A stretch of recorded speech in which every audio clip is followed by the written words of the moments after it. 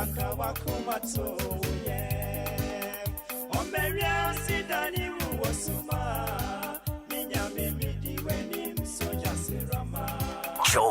99.7 FM.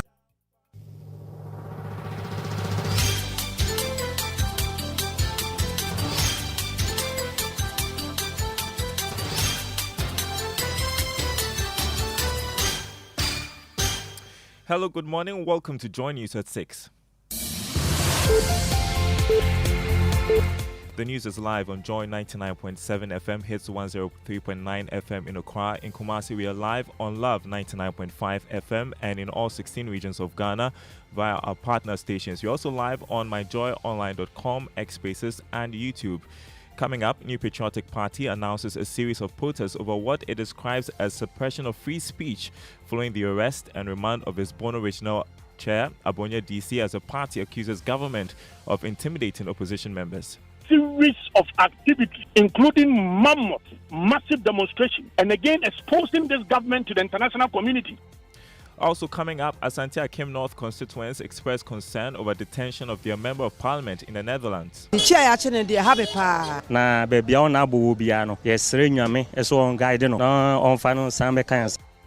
In business, banks insist drastic measures are being taken to fight rising fraud cases as more customers fall victim to scam. Also in this bulletin, government expected to issue a final position paper today after a crucial cabinet meeting on the Constitutional Review Committee's report. We will then take a decision on what exact position to take on the various recommendations. These and more with me, Darryl Kwao. This is Joy News, independent, fearless, and credible journalism.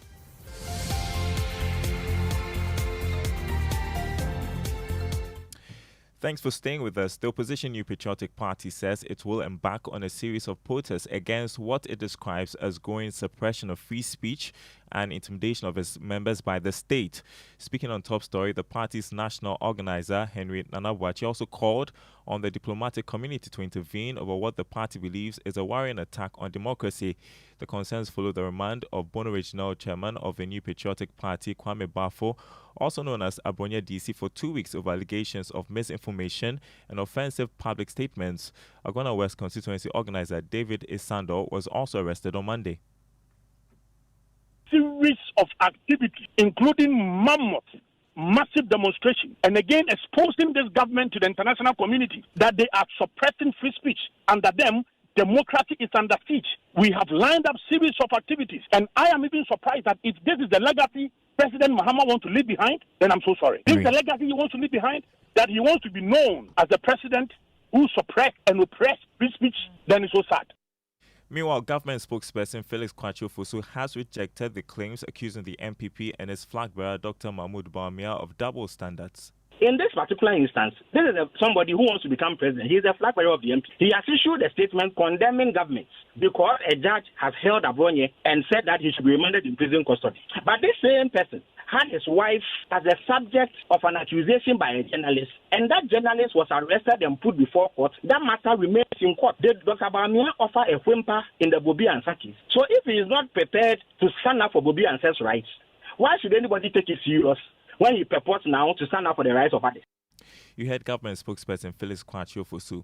Now, residents of the Asante Akim North constituency in the Ashanti region have expressed deep concern following reports that their Member of Parliament, Kwame Ohene Frimpong, has been detained in the Netherlands. The development was made public through a statement from the clerk to Parliament, which indicated that Parliament had been informed of the MP's detention while he was transiting through Amsterdam. The news has since sparked anxiety among constituents who fear the situation could affect representation and development efforts in the area. Listen.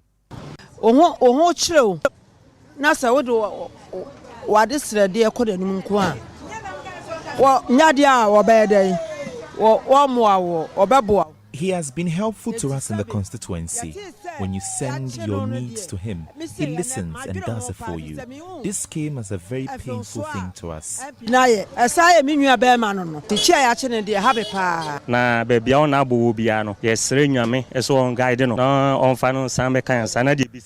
MP has been a very good man to the constituency. He's been helping us a lot. We pray that God brings him back to us.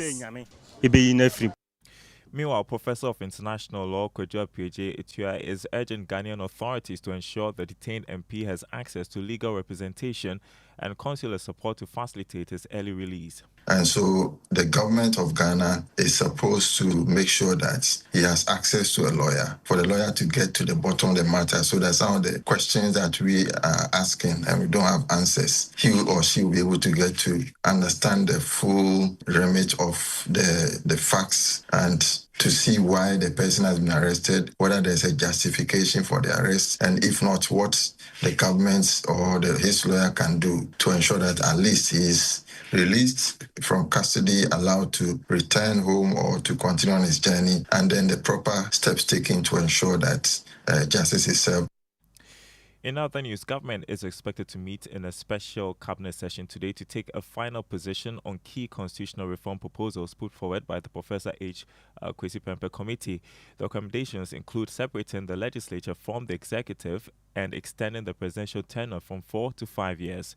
The Attorney General has already prepared a draft government response for cabinet consideration. Now, government spokesperson Felix Kwashiorkor says the meeting is expected to set the implementation process in motion. Tomorrow, Thursday, 14th May, there will be a special cabinet session chaired by the President himself to consider the draft position paper. We will then take a decision on what exact position to take on the various recommendations. I believe that not too long after that, the position paper that is approved by cabinet will then be made public for the people of Ghana to know what government makes of the whole constitutional review process. Mr. Kwashiorkor also says government will set up a committee to drive implementation and later transmit the proposals to Parliament. Once the position paper is adopted and approved, then we would move to setting up an implementation committee. Indeed, substantial work has gone into that already. There's a fair idea of who will be on that committee, but it will be formally communicated to the people of Ghana. And then they will begin the process of implementing the recommendations as are presented, bearing in mind what government makes of it. The process is quite elaborate. There are aspects of it that must go to Parliament for parliamentary approval. And then those that require referendum will then also be worked on. You are listening to the news on Joy 99.7 FM.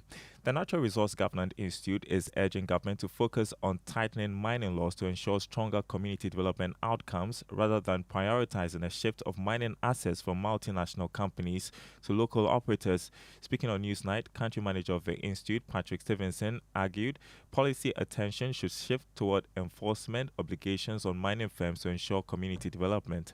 So the governance architecture for the mineral sector must necessarily have a provision that says whether you're a foreign company or a local company, once you have a license, you operate, there's a certain responsibility and requirement of you to do X, Y, Z. Absent that, it could be a foreign company, it could be a domestic company, and still will not abide by the need to do what is right. If the shareholder is Ghanaian, he may have a bit more connection to the country and the need to do right. But that need to do right is very speculative at this point. There's no law that is compelling, for example, the current domestic owners of mines to do anything different than what the foreign owners of mines in this country have to do.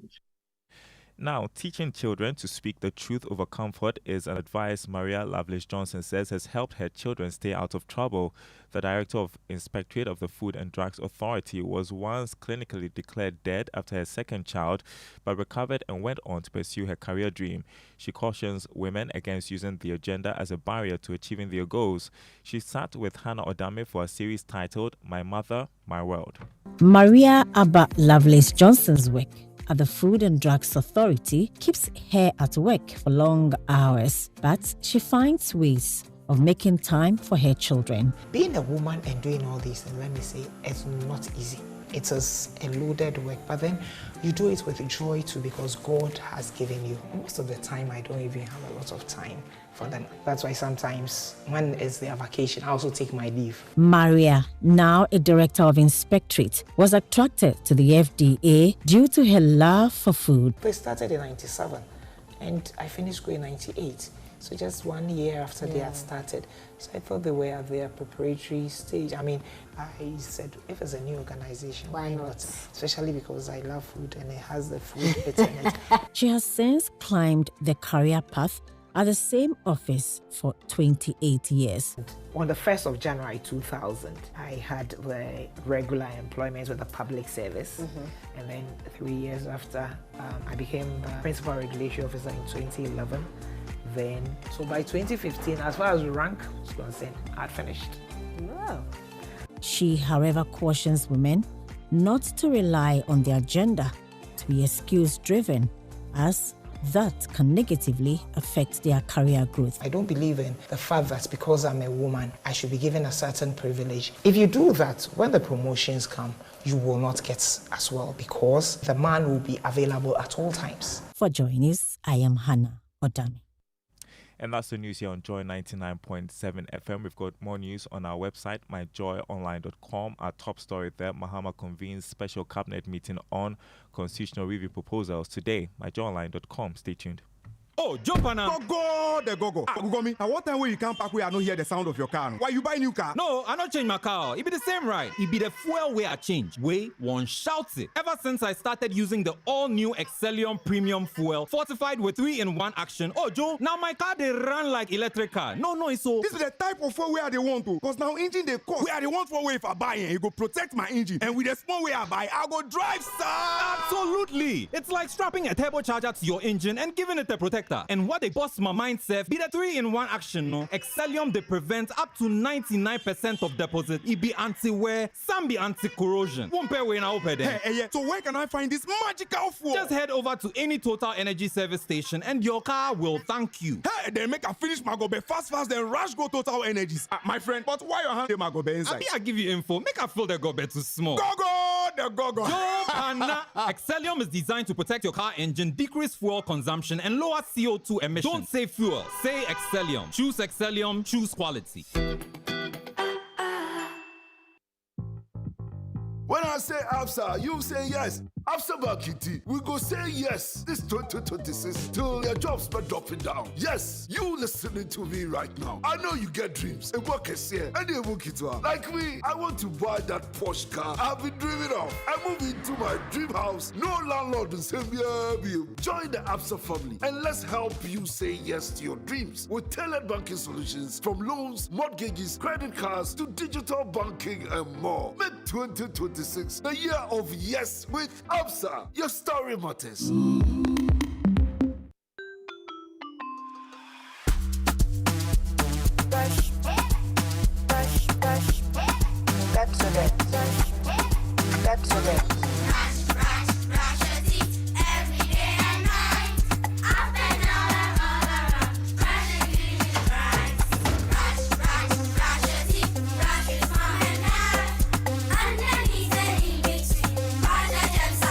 Brushing gets more fun with your kids with the new Pepsodent Kids toothpaste. Give your smiles protection that lasts. Grab yours today from a store near you. This advert is FDA approved.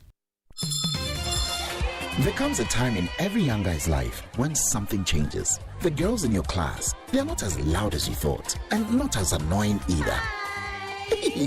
Their voices sound different now, almost nice, and somehow you actually enjoy spending time with them. Luckily, some things make it easier. Start the moments that matter with Munchie chocolate chip cookies and experience the unmistakable crunch of chocolatey joy. Munchie! This advert is FDA approved. It's amazing. Mommy just needs to hold a tin of Ideal to know exactly how much milk is inside. Yesterday at the shop, immediately she picked a tin of Ideal milk. She said, Ideal is heavier now. It's like they've added 15 grams. Hey, Ma, you are guessing. Me guessing? Ask at DPT. Mummy is right. Ideal milk used to be 150 grams. Now it's 165 grams with a recommended retail price of 10 cedis 50 pesos. The 370 grams is also now 410 grams with a recommended retail price of 25 Ghana cedis. Amazing. Amazing is your mom. Keep enjoying your favorite Ideal milk. Save Conco, more Ideal inside. This advert is FDA approved. Cast your mind back to 2022. The prices were rising. The stress was high. Every liter of fuel felt like a sacrifice. Do you remember who stepped forward first? When others were comfortable with high prices, Star Oil chose you. We cut our own profits so you could keep your AC on, keep your engines running, and keep your life moving without the heavy burden. We gave you room to breathe when things felt tight. Because of you, our star savers, we became number one. Today, the pumps are a battleground. Others are finally cutting prices because they have to. But Star Oil, we do it because we want to. Don't just chase a price, remember a friendship. We were there for you then, and with new innovations coming your way, we are here for you now. Star Oil, still quality and affordable fuels for all.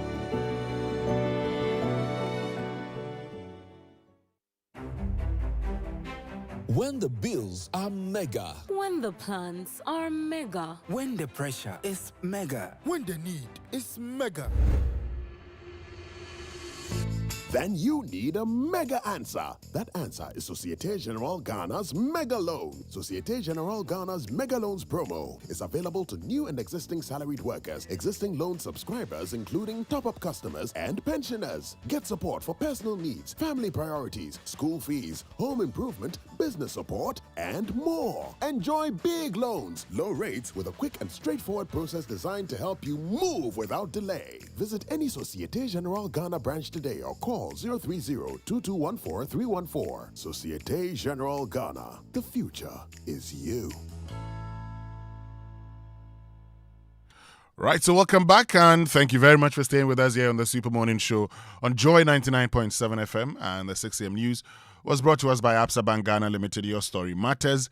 Millennium Insurance, your trustworthy partner, and Total Energies. Total, we go the extra mile for you, which means we can bring you the Joy Business Report brought to us by Omni Basic Bank, not just another bank. Akbafu. Hey, good morning. Good morning. How you doing? I'm great. How are you doing? Oh, as you can see, God is taking very good care of his children. He is, definitely is. Yeah. We have life. That's the most important thing. Yeah.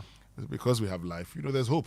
There's hope. Hope for a better today and tomorrow. So many things to be thankful for. Yeah, you do. Exactly. Anyway, hope everything is going on well with you.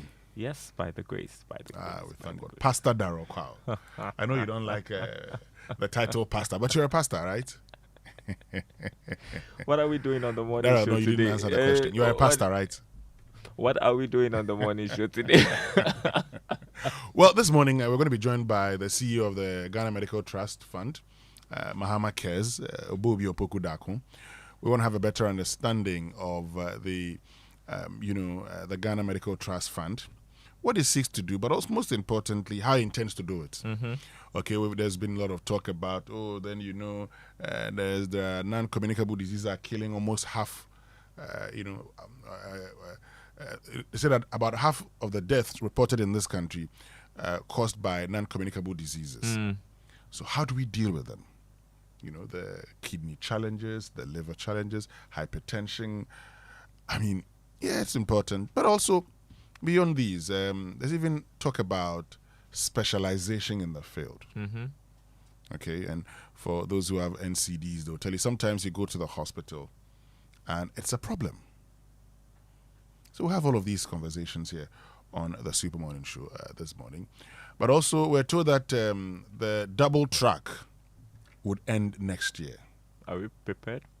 That's the question we need to find answers to. How prepared are we? Okay, we've secured some $300 million funding from the World Bank. How do we intend to use that? And let's get into the numbers. Okay, so first of all, we know that not all schools are running the double track system. So for the schools that are running the double track, how many are they? What would they need to go off double track? Definitely an expansion of infrastructure, right? Good. And the expansion of infrastructure, can that be completed within a year? Yeah. To enable them go off double track. But also, and I remember having a conversation with Patrick Ewa of SHS University years ago, and he said he felt that the double track system was helping us to put to good use our secondary school infrastructure. Because all of us go to school and we vacate and go and stay at home in a year. I mean, you use the building for just 7-8 months. He felt that with double track, you put it to good use throughout the year. how do we ensure that, yes, we get people to go to school? How do we polish the double track to ensure that the contact hours which have become an issue is improved upon? Well, his point, that makes some sense, but then it has to be well structured, shouldn't That's it be? the point. So that, it has to. you know, And that's no what I'm saying. confusion in How the do we make system. sure that we structure it properly? Because, look, universities have found a nice way of doing things lately. When I say they found a nice way of doing things lately, what they've done is to have summer schools. I didn't know there was summer in Ghana until the university started running. A lot of people call it summer Summer schools. schools, of course, as the West will do. But, they've found a very nice way of doing it. So, in a year, some of the courses would start in January, others start in February, others even start in the preceding year, September. So these are things that we could look at within our secondary school. Well, let's have that conversation here on the Super Morning Show. As always, we do the show with you. So get on to X, use the hashtag JoySMS, then on WhatsApp 055-11-11997. Who gets the trumpet this morning? Well, this morning I'm thinking of the new Chief Executive and Managing Director of the Standard Chartered Bank, Ghana PLC, Jose Goji. He's taking over from Mansa Nete. I thought we should shout him out this morning. What's the name again? Jose Goji. He's Ghanaian, right? He should be. Jose. Jose. Please. No. I just wanted to be sure, because if it's Ghanaian, based on how the name has been spelled, it's Jose. If he wasn't Ghanaian, then, But if it's Ghanaian and it says Jose, at least you didn't say Jose. Oh, Akwafu. Okay, so to Jose Goji, we say... You see how you pronounce it? Why? You've been there, we know. Oh, You're from there. No, you see, at least it's the only Ghanaian language I can read and write. Okay. Not even your original. No, I've never studied any of the Akan dialects before. Oh, I have never. But it's impressive that you can read and write. Oh, I can. Right? Yes. Oh, but I was an elective student too. Anyway, so to Jose Goji, we say trumpets.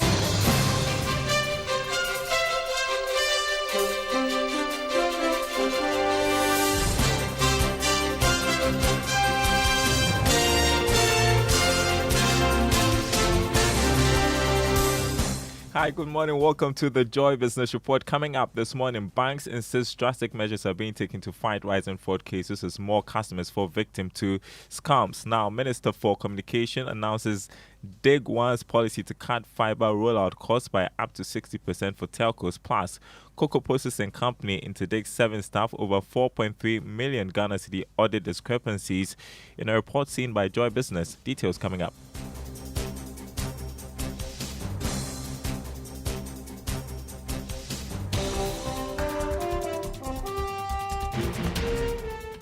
Thanks for being with us. Hello to our friends listening from Kofredi on KT Radio. Commercial banks are insisting that drastic measures are being taken to deal with rising fraud cases. This follows reports that more bank customers are falling victim as some of these financial institutions are now being accused of facilitating the actions. John Amoah is Chief Executive of the Ghana Association of Banks. It's a worry, and we are not sitting down saying it's a worry and we are just complaining. We are taking the bull by the horn. In the coming days, maybe 22nd, let me be precise, we'll be launching the fraud awareness campaign. It's an industry response to the threat of fraudsters. Our industry thrives on confidence and trust. If people have, some concerns transacting because of the extent and the fraud incidents that we are recording, it's something that is not pretty, and we are doing everything within the powers that we have and the tools available to stem the tide. And definitely we are going to be on your platform, on radio, on TV, social media, to help us drum home, particularly the external fraud arena, as we take steps to also deal with the internal fraud where we have complicity of our own people. John Amoah is Chief Executive of the Ghana Association of Banks. Now, 7 employees of the Cocoa Processing Company, CPC, have been interdicted following audit findings by the Ghana Audit Service, which identified an outstanding and unaccounted for amount of 4.3 million Ghana cedis linked to the operations of the CPC Consumer Cooperative Shop. The following report has more. The audit, which examined activities covering the 2023 to 2024 and 2024 to 2025 financial years and was completed in March 2026, reportedly uncovered irregularities involving products supplied to the union-run shop located on the company's premises in Tema. According to excerpts of the report cited by Joy Business, the consumer shop, operated by workers through their unions, had accumulated debts to the company amounting to about 4.3 million cedis as of September 2025 for goods supplied by CPC. The report also indicated that the shop operated rent-free on company premises and did not pay for utilities during the period under review. The auditors cautioned that failure to recover the receivables could adversely affect the company's financial position. The interdicted staff include Theodore Tetaki, chairman of the Senior Staff Union, Abdul Samed Adams, chairman of the Junior Staff Union, Georgiani, principal accounts officer, Daniel Mensah, shopkeeper, Genevieve Parr, product research and development manager, James Abibio, production manager confectionery, and Michael Ishen, chief engineer. Minister of Communications, Digital Technology and Innovations Samuel Nati George has announced plans by government to implement a new Dig Once policy aimed at reducing the cost of deploying fiber optic infrastructure across the country.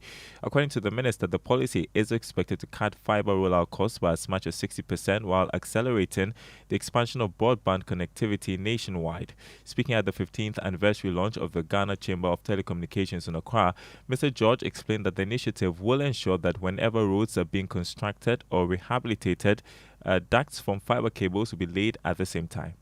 Today, as Minister, one of the key policy drivers that I have been fighting to get is the Dig Once policy. The Dig Once policy is a policy that would remarkably, in some estimates by almost 60%, drop the cost of rolling out fiber in our country. What the Dig Once policy is that as the government is carrying out its big push policy of constructing roads across the country, to bury fiber, you dig the ground. To construct the road contractor is also digging the ground. He's got the equipment. All new road must have a fiber chamber as part of the design, so that anybody who wants to roll out fiber needs not bear the cost of digging, but simply buy right of way and then lay your fiber in that chamber. I'm glad to announce that the ministry finished our draft. We had to refer it to the Ministry of Roads because that affects them considerably. They have made their inputs, and just yesterday I received the final draft, which I'll be presenting to Cabinet.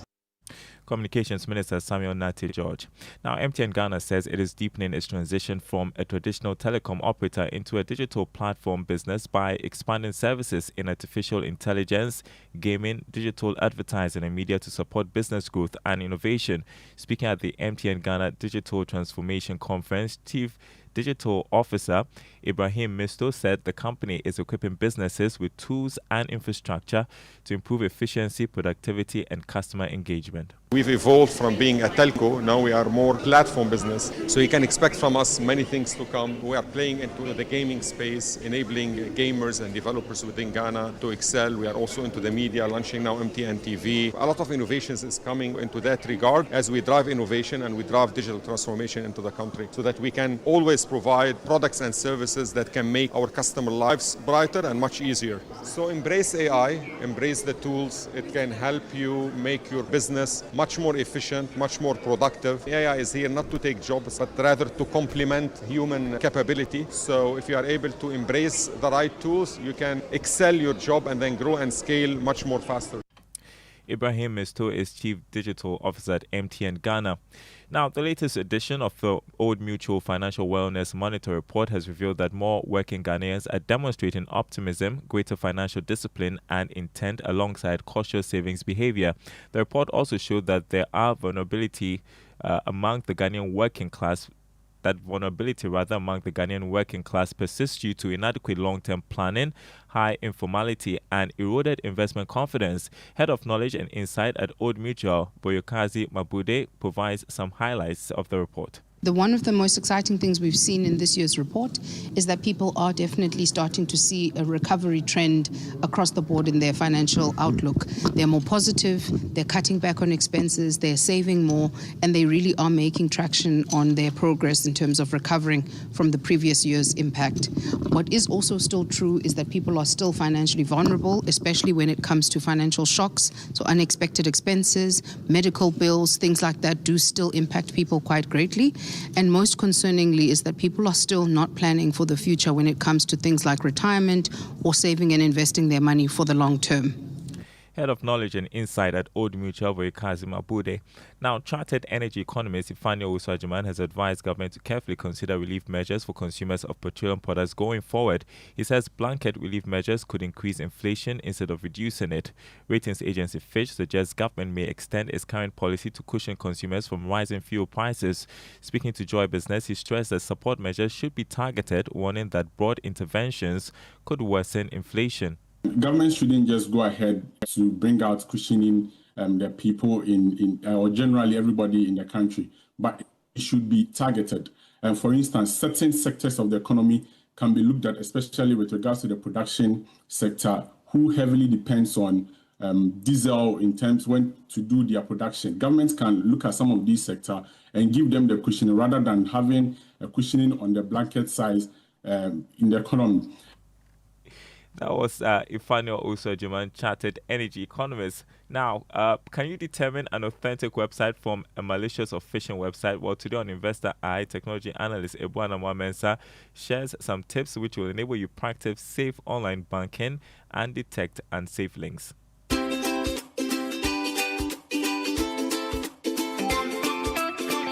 Just like with the apps, you must know what app it is. With the websites where you're going for internet banking, you must know and be sure that the address you are trying to access is the correct address. Now, there are some guardrails there too, okay? For any business that wants to put up a site like that, it's required that they have a security certificate on the site. So when you are accessing the site, your browser will check to see whether the certificate is authentic. And only genuine businesses can get this. Often, fraudsters can't afford to go and get that certificate, right? Because of the stringent rules around it. So that's the first symbol. If you try to go to a site and then your browser says that the certificate is not trusted, stop, right? That is the first indication that where you are going might be a phishing site. And that's our Investor Eye episode for today.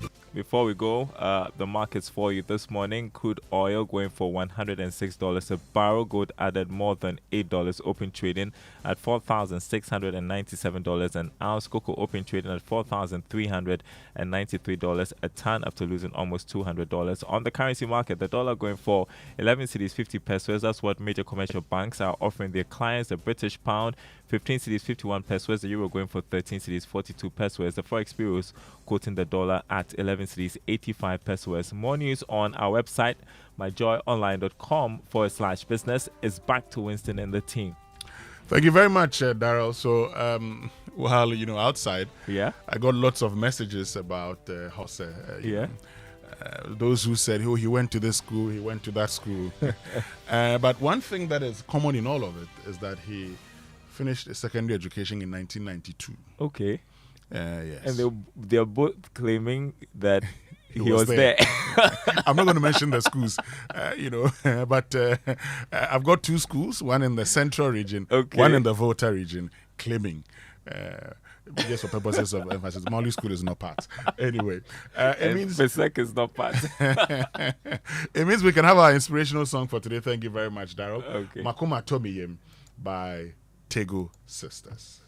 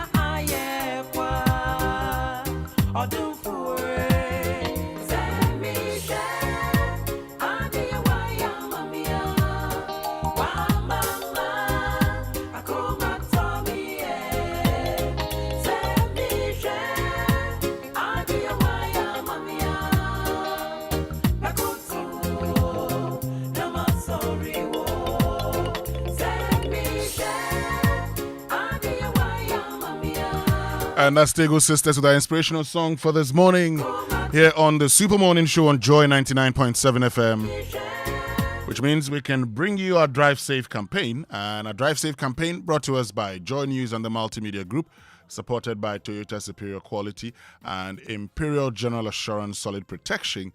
So you know what to do. Avoid all distractions. Keep both eyes on the road and hands on the steering wheel. Be visible. Drive with your lights on at night, and that's how to ensure your safe arrival. Now, our fuel tip for today says fire prevention begins long before an emergency. Keep flammable materials away from ignition sources. Maintain equipment properly, and never allow small hazards to pile up. Most fires give warnings before they start, and Comac urges you to act early. So that's our fuel tip for today. It means we can learn how to say it right. And that's brought to us by Kingdom Books. At Kingdom, quality and affordability are their hallmarks, and Societe Generale Bank Ghana, the future is you. But you know, Kingdom Books and Stationery Limited, your number one supplier of quality of essentials, equipment, and furniture at affordable prices. It's introduced an online store for your shopping convenience.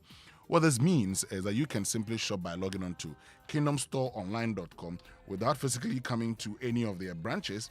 It's hassle-free, and they will arrange delivery to your homes and office within a reasonable time. They offer free delivery within Accra and Tema and accept payment via Momo across all networks. Terms and conditions, however, apply at Kingdom. Quality and affordability are their hallmarks. But from growing businesses to completing that building project and supporting education or family, many Ghanaians are already doing mega things with the mega loans from SG Ghana. It's now your turn. With even lower, more competitive rates, achieving your dream is now possible with SG Ghana's mega loans promo. Salaried workers of SG Ghana listed companies, pensioners, and eligible customers can access support for personal needs, family commitments, home projects, and more. There's still time from now till July 2026. Apply and enjoy big loans at small rates. Yes, very low rates and a fast, hassle-free process that helps you to get moving sooner. Visit any SG Ghana branch near you or call 0302-214-314 for more details about the SG Ghana Mega Loans promo today. Terms and conditions apply. Societe Generale Ghana.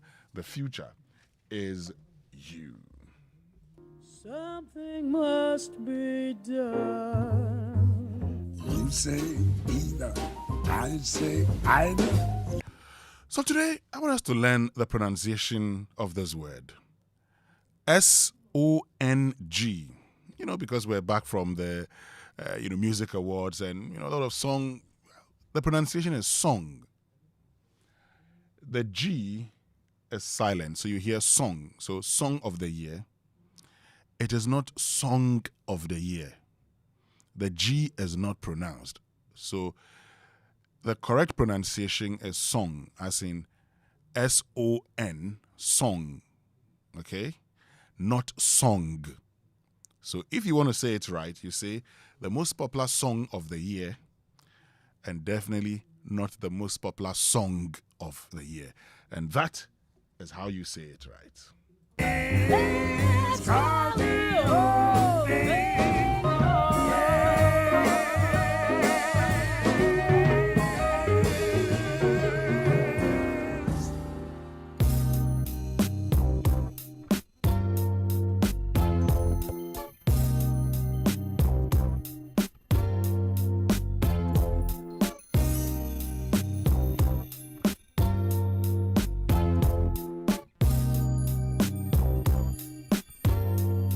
Right, so welcome back. Still live here on the Super Morning Show on Joy 99.7 FM. And still to come this morning, I've been telling you about, plans to end double track by 2027. Listen to President John Dramani Mahama.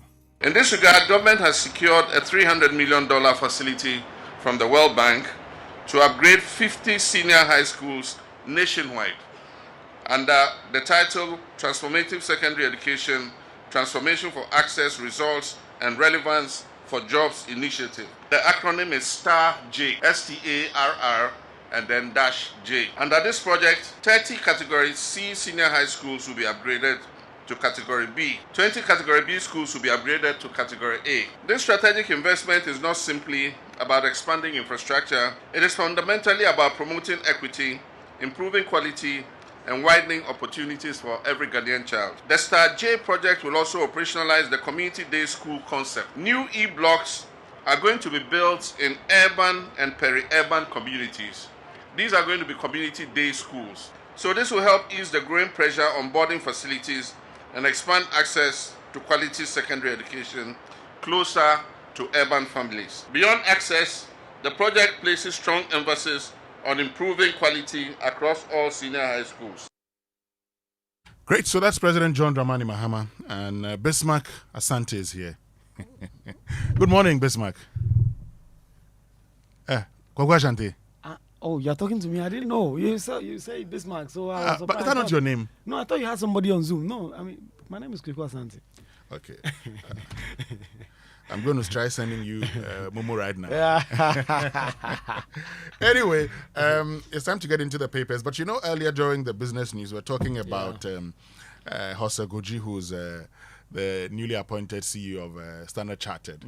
And I told Darryl that 2 schools in Ghana, both claiming that he's an old student. I think we have clarity now. Because someone sent me a message and said he went to Keta Secondary School. Oh, okay. Why you were claiming him at Mauli? I haven't, please. Another person said he went to St. Augustine's College. Now, I'm told that he did his O-level at Ketasco and went to St. Augustine's College for his 6th form. Okay, that so settles then it. Both, yes, that settles it. Anyway, let's get into the newspaper review brought to us by Syntest Tanker, you're stronger, you're tough. Kel Chaco Toothpaste, Happy Smile, Star Oil, quality and affordable fuel for all, and Oak Plaza Hotel. Let's start with the Daily Guide. Asante Achim North MP arrested in Amsterdam after 1 year FBI chase. Abronya rearrested, caged 2 weeks over judge comments. And then Carlos Ahenkra, ICE NPP National Treasurer. There's a big warning also from Dr. Mahmoud Bawumia. You will account for abuse of state power. Dr. Bawumia is talking to everyone abusing state power. And then East Legon businessman grabbed over intimate videos. All of that on the front page of the Daily Guide. Now, the insight for this morning says Carlos Ahenkra eyes NPP Treasurer position, pledges transparency, grassroots resourcing ahead of party polls. Tinubu is spending like a drunken sailor, borrowing without plans, Obasanjo says. And Goldfields, ex-CJIA speak on why Ghana must run Goldfields Takwa mine. Okay, I'll tell you more about this story. And Putin hails Russia's test launch of most powerful missile in the world. Communist Party Marxist Kenya denounces arrest of scores of comrades in Nairobi. And Nene Tete Atakpala IV calls for peace and unity ahead of the burial of Nene Atakpala III 20 years after his death. The Daily Democrat, suspect arrested over burnt body at Legon bypass, and Get Fund team visits Asantehene, briefs him about 400 million KNUST teaching hospital equipment contracts, and Ghana hits 39th in Press Freedom Index. DVLA deploys clone detection machines to strengthen vehicle verification. EU celebrates 50 years in Ghana, and State Housing targets Ghana housing deficit.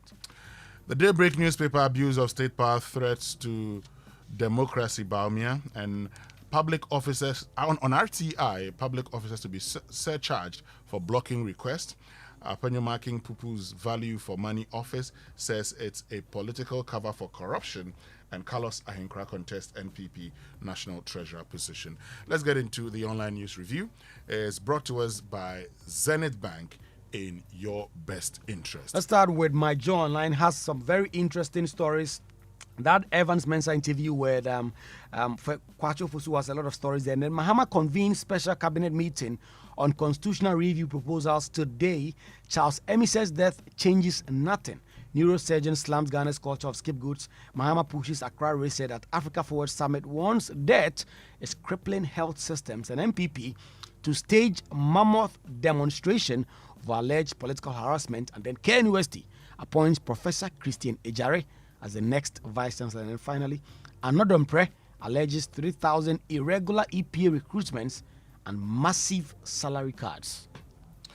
Great. It means we can get into the details of these stories. Yes, Daily Guide appeared to have some details of the regarding the arrest of the Member of Parliament. And this story, written by Ernest Kofiedu, the parliamentary correspondent, he says the Member of Parliament for Asante Achem North, Ohene Kwame Frimpong, is reportedly being extradited to the United States over his alleged involvement in a multi-million-dollar international fraud and money laundering scheme linked to romance scams and business email compromise operations. Reports indicate that the United States Federal Bureau of Investigations had pursued investigations into the lawmaker's activities for more than a year before his arrest in the Netherlands. The MP was reportedly detained at Schiphol Airport in Amsterdam during a trip after Dutch authorities acted on an international request connected to the FBI investigation. According to information circulating within diplomatic and security circles, investigators suspect that the MP played a role in receiving and transferring funds to Ghana on behalf of members of an international crime syndicate between 2022 and 2026. The alleged fraudulent scheme is said to involve approximately $30 million to $30 million US generated through romance scams and business email compromise, targeting victims mainly in the United States and Europe. So that is the details that Daily Guide is reporting. Romance scam? Yeah. According to this Daily Guide report, not that he is involved in it, but he's taking the money and on behalf of the people and transferring it to Ghana. But that is Daily Guide's claim. In fact, Roxy Nelson, the firm report speaking to Joy News yesterday, indicated that they are yet to receive the packet of the request and the warrant issued in the name of the U.S. They'll get some details, but for now, they have made sure that the Member of Parliament is getting all the necessary legal support. Great. Now, the Insight newspaper says ex-CGIA speak on why Ghana must run Goldfields Takwap mine. And so it says former Chief Justice and Fellow at the Institute of Economic Affairs, Sophia Kufu, has argued that Ghana possesses the technical and professional capacity to independently operate the Takwap mine without foreign mining operators. This comes on the back of Goldfields' request for a 20-year extension of its Takwap mining lease, which is currently set to expire in 2027. As of May 2026, negotiations are ongoing between the company and the government of Ghana on whether to renew the lease or allow the mine's operation to wind down. And, but the Institute of Economic Affairs has intensified calls for Ghana to prioritize local ownership of its natural resources, opposing any renewal of Goldfields' lease for the Takwap mine as it nears expiration in 2027. Speaking at a news conference in Accra, former Chief Justice and Fellow of IEA, Sophia Kufu, backed calls for greater Ghanaian participation in the management of the country's mineral resources, stressing the need for national control over strategic assets. This is a quote. The IEA considers the requested lease renewal or extension. It will be deeply inimical to Ghana's long-term economic and strategic interests, and therefore calls on government to soundly reject this approach. Reject it decisively while prioritizing a framework that secures meaningful Ghanaian ownership of the mine at Takwap. And there's been a lot of conversation about this. The point we've always made, and I've always made, is that there should be Ghanaian ownership of the Ghanaian economy. Now, should we renew this? And IEA presented some facts. They talk about the fact that if you look at the number of the amount of ounces produced by the Takwap mine, for instance, it contributed 25% to the global production of Goldfields. What? Now, that the number of ounces produced could have fetched us $2.3 billion. Last year alone, $2.3 billion.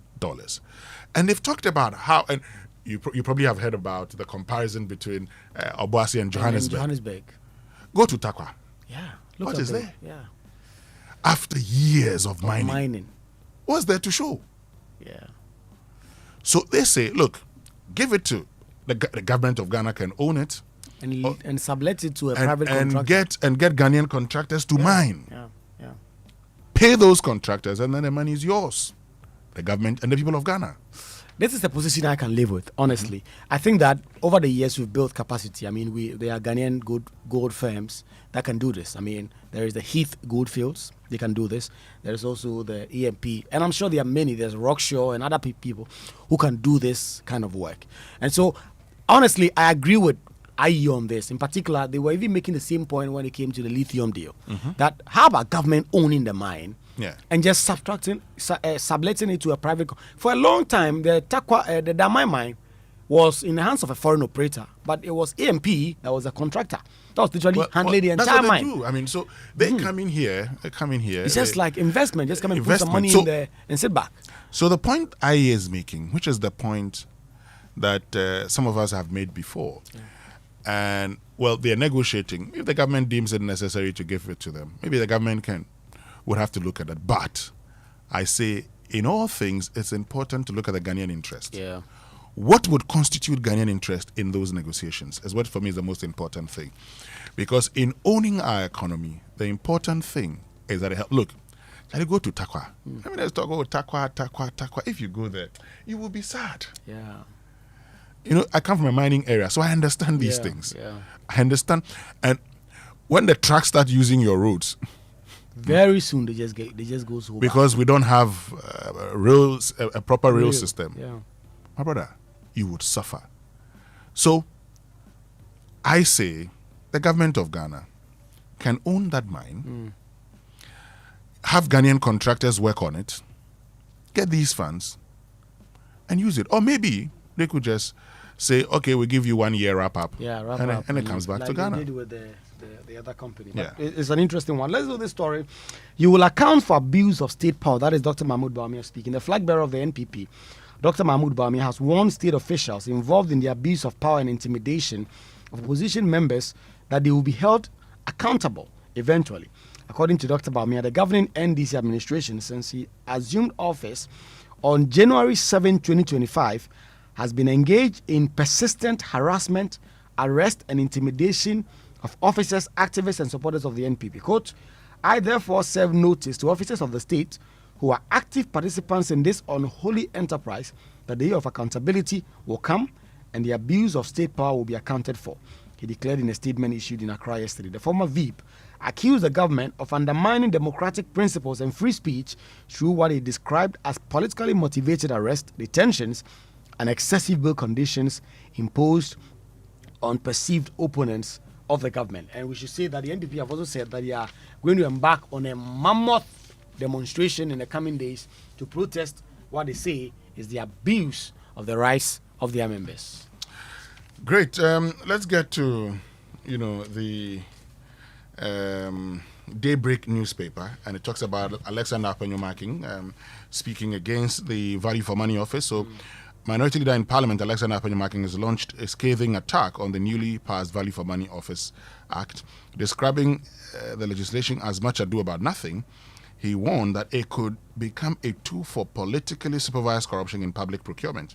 According to him, although the finance minister presented the law as a major reform aimed at promoting accountability and transparency in procurement processes, the structure of the institution undermines its credibility from the onset. He argues that the board composition of the proposed Value for Money office is heavily dominated by partisan political appointees, making the institution vulnerable to executive control.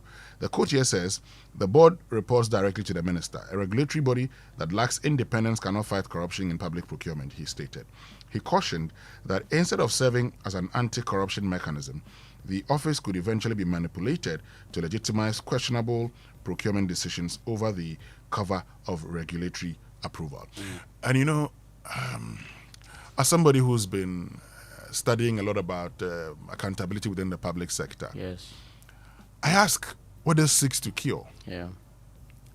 The Public Procurement Act says that, see, our problem in this country when it comes to procurement is single-sourced contracts, yes, and restricted tendering.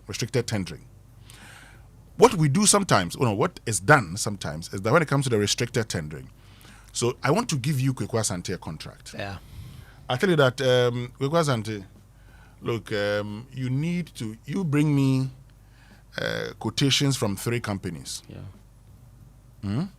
So you bring one, you can go and see Sami Adam if he has a company, he'll bring his. You go and see Jojo. Then at the end of it, we'll select yours and say, oh, that's it. Sometimes to genuinely, they will invite others.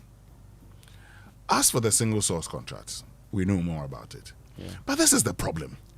The law anticipated this. So the law said that, like for instance, before the end of 2025, all entities should have submitted their procurement plans to the Public Procurement Authority. You know why? So that you don't come back. So that when there is genuinely a concern where you have to procure, you can then go and say you have to do single source contract. And the essence of competitive bidding is that I can come and say, I will do this at this rate. You say, I'll do it at that rate. Then at the end of the day, we would look at it and say, okay, which of them qualifies? Yeah. But before we do that also, the general expectation is that you, the procuring entity, would have an idea how much this would cost you. Yeah. Well, you don't decide that you want to procure and not have an idea how much that would cost you. So that the people who buy vehicles at very high prices, they just don't understand. Yeah. Way above the market price. You see, what I see happening is that political parties have a nice way of creating jobs for members. So they set up a whole body, something that could have been done by the same institution, as in the Public Procurement Authority. They set up a new Value for Money office, which is going to be, this person, you go here, you go there, you go, and that's all we do. Because if you look at the idea behind the Value for Money office bill, part of it is to ensure that it's value for money. But I thought that's what even the procurement authority should be doing. So that if an institution brought you a certain procurement arrangement, you have to look at it and see if that project, whatever procurement is sought to be done, is actually value for money compared to the amount in what we're getting. Exactly. But I do remember Alexander Apenyomaking made some of these points on the floor while the bill was being debated. It didn't find favor with members. Before you go, there's this big story. The president is meeting his cabinet this morning to convene a meeting on the constitutional review proposal. So this morning they are going to flesh over that, and then perhaps by close of day today or tomorrow, we'll get to see the white paper of government, which ones they are recommending for implementation, and who exactly is going to be on that implementation committee. Thank you very much, which means we can bring you the BBC News brought to us by Fidelity Bank. Believe with us. Business Daily is in 30 minutes. As Presidents Trump and Xi meet, what's at stake from an economic and business perspective? We'll chat about beef, beans, Boeing planes, and what seems to be turning into a Cold War-style arms race to lead the world in AI. Next, it's The Inquiry. This is the BBC World Service, the world's radio station.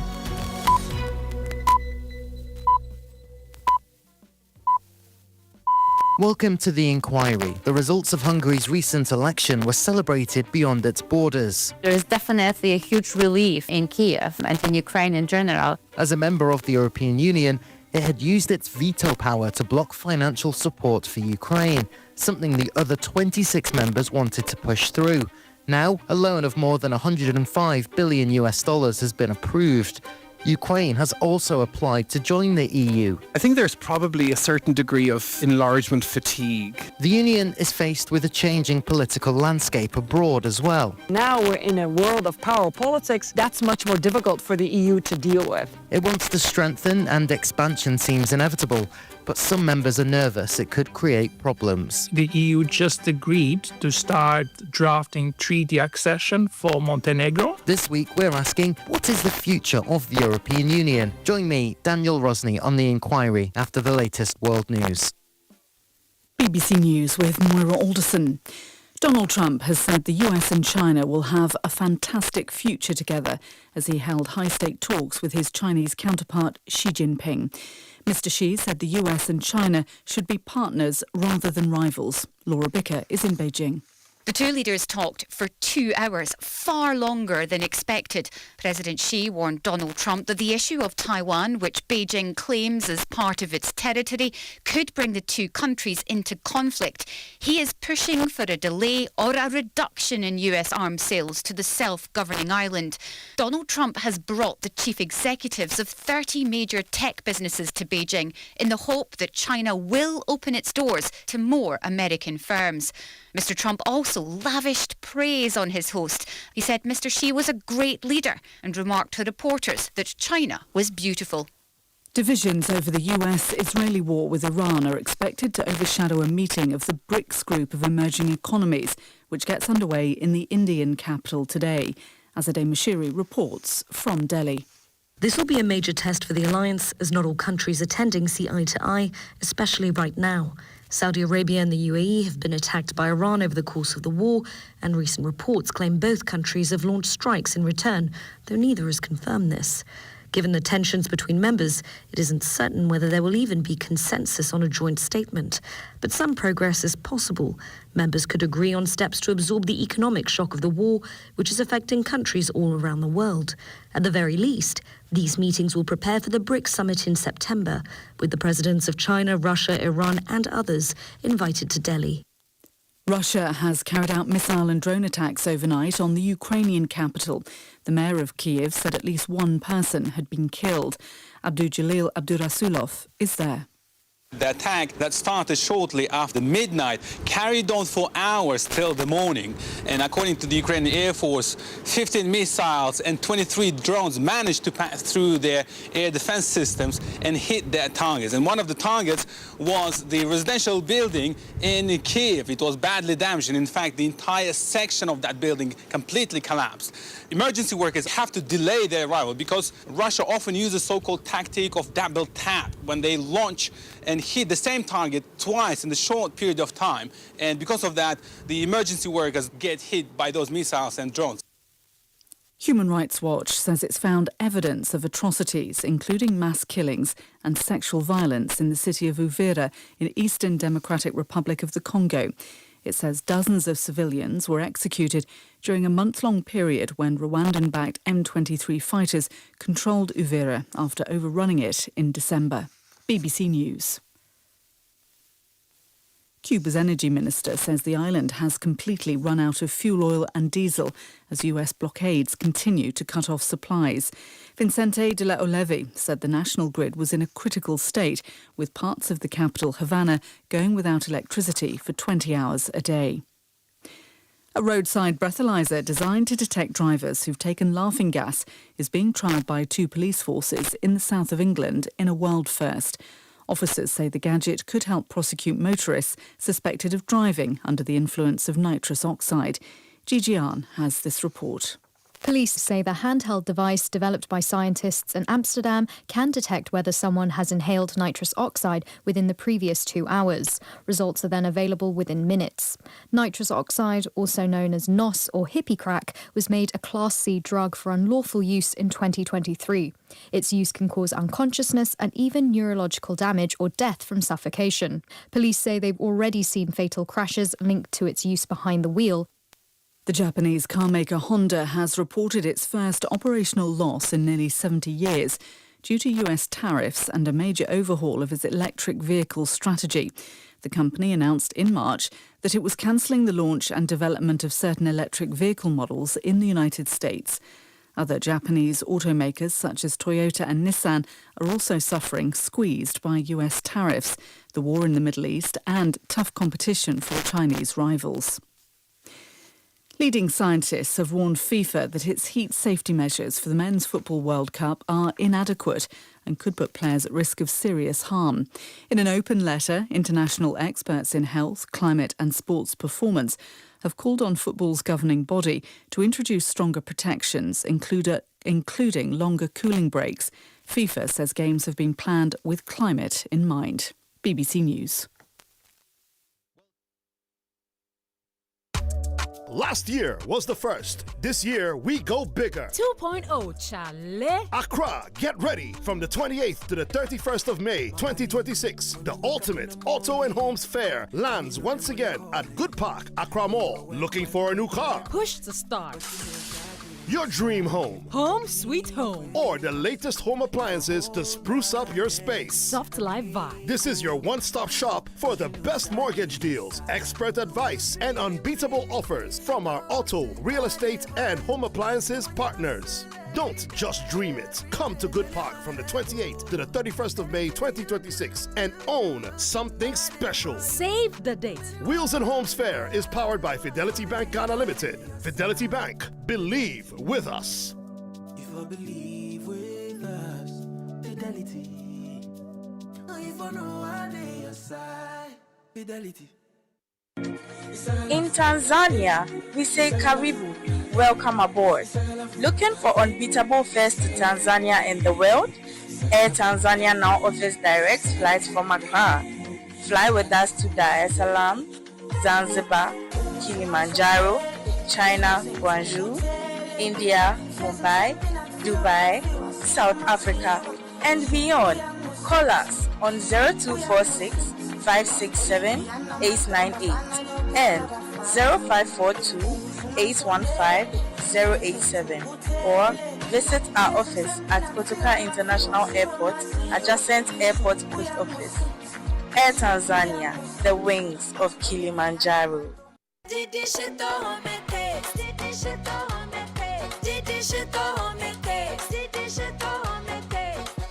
Enjoy homemade taste of shito always with Didi Shito. Made with carefully selected ingredients, no preservatives, no colorants. Preservative just helps us spice. That's how we taste. Spicy we eat. Didi Shito, if you need. This advert is FDA approved.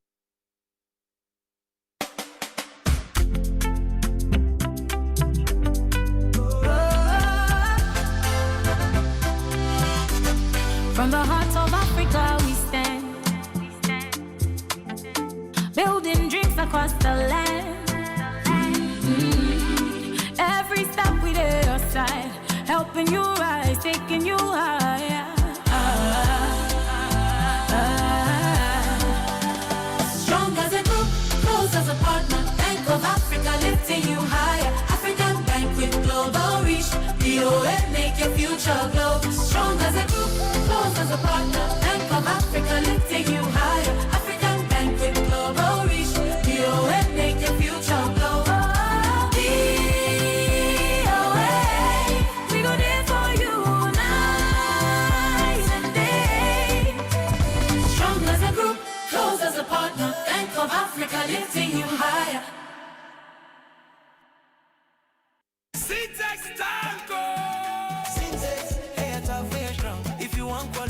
where you belong.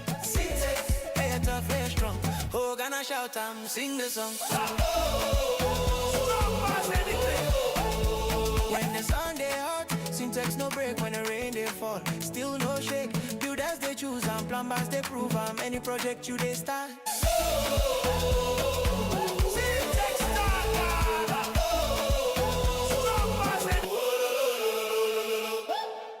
Hello, my fellow Ghanaians. Presenting to you the authentic firefighter, San Cablo Cables. These days, we hear less of fire outbreaks because San Cablo Cables, they guard for every Ghanaian. From the building contractor to the electrical engineer, San Cablo electrical cables are their best choice. Proudly made in Ghana, San Cablo deals in electrical cables, PVC pipes, sockets, and switches of all kinds. With 99.99 pure copper. My fellow Ghanaians, if light won't travel, now San Cablo be the motto. San Cablo cables are carefully built in different shades of colors to suit the needs of Ghanaians and our weather condition. Always remember to use San Cablo quality electrical cables and accessories for your wiring. For bulk purchase of your PVC pipes, socket, switches, electrical cables, please contact 0530-774-774. San Cablo from Side Go House. Now we be the plug. Approved by the Ghana Standard Authorities. Mom, please can I have some milk in my Milo? Have you tasted it? No, but I didn't see you add milk. Hey, taste it before you ask me any questions. Hey, milk na chum say. This is Milo all in one. Milo Pampa, cocoa, malt, milk and show, everything is inside. Milo All-in-One already comes with more milk. Just mix with water and taste the nourishing goodness of quality cocoa, malt, and more milk all in one sachet. Milo, the energy to go further. This advert is FDA approved. Kweku, tell everyone dinner is ready. Kids, let's go to the dining table. Food is ready. Let's go. Hey, you're full. No. Say, you're fine. No, my own is better. You're fine. But wait, we all know that Mommy always does it best. You're fine. Keep enjoying First Choice Premium Spaghetti. Delicious, non-sticky, contains vitamin A, zinc, iron, and always comes through. You're fine. This advert is FDA approved. Wake up. Good morning. Good morning. It's the most action-packed breakfast show in town. The hottest music, the best giveaways, the great interviews, and all the laughter and fun you can imagine. Don't miss the Super Morning Show on Joy 99.7 FM. It's the best breakfast show in town.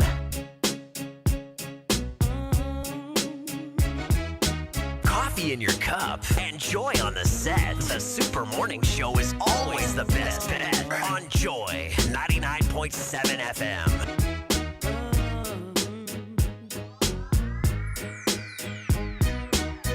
Let's get it crunk up on that fun up in this dancery. We got y'all open, now you're floating, so you got to dance for me. Don't need no hateration, holleration in this dancery. Let's get it percolated while you're waiting, so just dance for me. Come on, everybody, get on down, 'cause you know we got to get it wrong. Mary J is in the spot tonight, and I'ma make you feel alright. Come on, baby, just party with me. Let loose and set your body free. Leave your situations at the door, so when you step inside, jump on the floor. Let's get it crunk up on that fun up in this dancery. We got y'all open, now you're floating, so you got to dance for me. Don't need no hateration, holleration in this dancery. Let's get it percolated while you're waiting, so just dance for me. It's only gonna be about a matter of time before you get loose and start to lose your mind. Cop you a drink, go ahead and rock your eyes, 'cause we're celebrating no more drama in our lives. With the great track pumping, everybody's jumping. Go ahead and twist your back and get your body bumping. I told you leave your situations at the door, so grab somebody and get your ass on the dance floor. Let's get it crunk up on that fun up in this dancery. We got y'all open, now you're floating, so you got to dance for me. Don't need no hateration, holleration.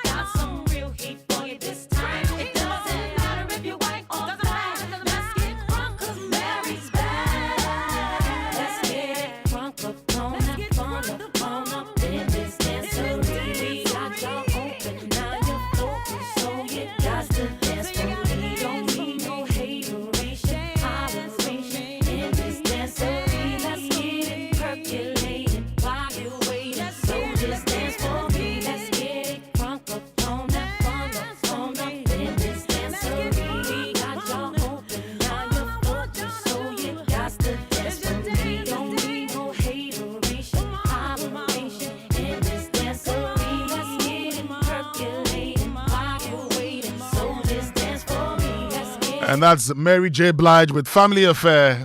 Of course, the Family Affair here on the Super Morning Show on Joy 99.7 FM. This one actually reminds me of the late Teribone Chaka, when he was doing his Pulele and all of that. The times he got on stage with this. Okay, I remember that. But coming up this morning here on the Super Morning Show on Joy 99.7 FM, of course, we're going to be joined by the administrator of the Ghana Medical Trust Fund, MahamaCares, Obobia Opoku-Dak. We want to understand what that whole office is set up to achieve. Most importantly, beyond funding the treatment of non-communicable diseases, what else are they doing? And she'll be joining us here on the Super Morning Show on Joy 99.7 FM. But the President, John Dramani Mahama, has been talking about plans to scrap the double-track system in our secondary schools. In this regard, government has secured a $300 million facility from the World Bank to upgrade 50 senior high schools nationwide under the title Transformative Secondary Education, Transformation for Access, Results, and Relevance for Jobs Initiative. The acronym is STAR-J, STARR, and then -J. Under this project, 30 Category C senior high schools will be upgraded to Category B. 20 Category B schools will be upgraded to Category A. This strategic investment is not simply about expanding infrastructure. It is fundamentally about promoting equity, improving quality, and widening opportunities for every Ghanaian child. The STAR-J project will also operationalize the community day school concept. New E-blocks are going to be built in urban and peri-urban communities. These are going to be community day schools. So this will help ease the growing pressure on boarding facilities and expand access to quality secondary education closer to urban families. Beyond access, the project places strong emphasis on improving quality across all senior high schools. And the President also talks about the construction of regional hospitals in new regions without hospitals. Government is investing in improving the quality of healthcare for our people. We have commenced the procurement processes for the construction of 3 new regional hospitals in 3 of the newly created regions to improve healthcare outcomes for the people who live there. And by the end of 2028, we'll provide 3 more regional hospitals for the remaining 3 new regions. We've recently procured 3 new catheterization laboratories, popularly called cath labs, for Kolebu Teaching Hospital, for Konfanoche Teaching Hospital, and for Tamale Teaching Hospital. These labs will improve the diagnosis and treatment of cardiovascular conditions in the south, center, and northern parts of our country. At the Tamale Teaching Hospital, we're also building a new cardiothoracic center to save heart disease patients from traveling all the way to Kumasi and Accra to seek treatment. The Volta Regional Hospital and the Cape Coast Hospital will also have new cardio centers built to cater for patients in the eastern and western parts of our country. At this juncture, I wish to warmly commend the leadership of the Ghana National Association of Teachers for this visionary initiative. NAT has demonstrated that its commitment to teachers extends just beyond advocacy and labor concerns to include their overall health, their dignity, and their well-being. Indeed, this investment sends a powerful message that the health of our teachers is directly linked to the health and future of our nation. When teachers are healthy and supported, our classrooms become stronger, our educational outcomes improve, and our national future becomes more secure. And talking about health, it's important also that we deal with non-communicable diseases. So yes, it's important we build the facilities, but how do we ensure that we prevent these diseases from killing our citizens? All of these coming up here on the Super Morning Show. But if you're looking to source medical equipment or connect with reliable healthcare suppliers, then you need to know about this. World Health Expo, WHX, is happening in Lagos this June. You'll find over 500 exhibitors from more than 40 countries covering medical equipment, pharmaceuticals, diagnostics, and digital health. Now, everything you need to grow your healthcare business all in one place. So from the 2nd to the 4th of June 2026 at the Landmark Center in Lagos, entry is completely free. Register now at worldhealthexpo.com/visit-Lagos for all the information that you need.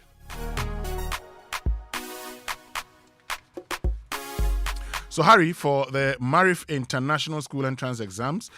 Grab the golden opportunity to become a member of Marif International School, and participants in the Marif International School exam, that's the Magis Scholarship Exam for grade 4, 5, 6, 7, 8, and 9.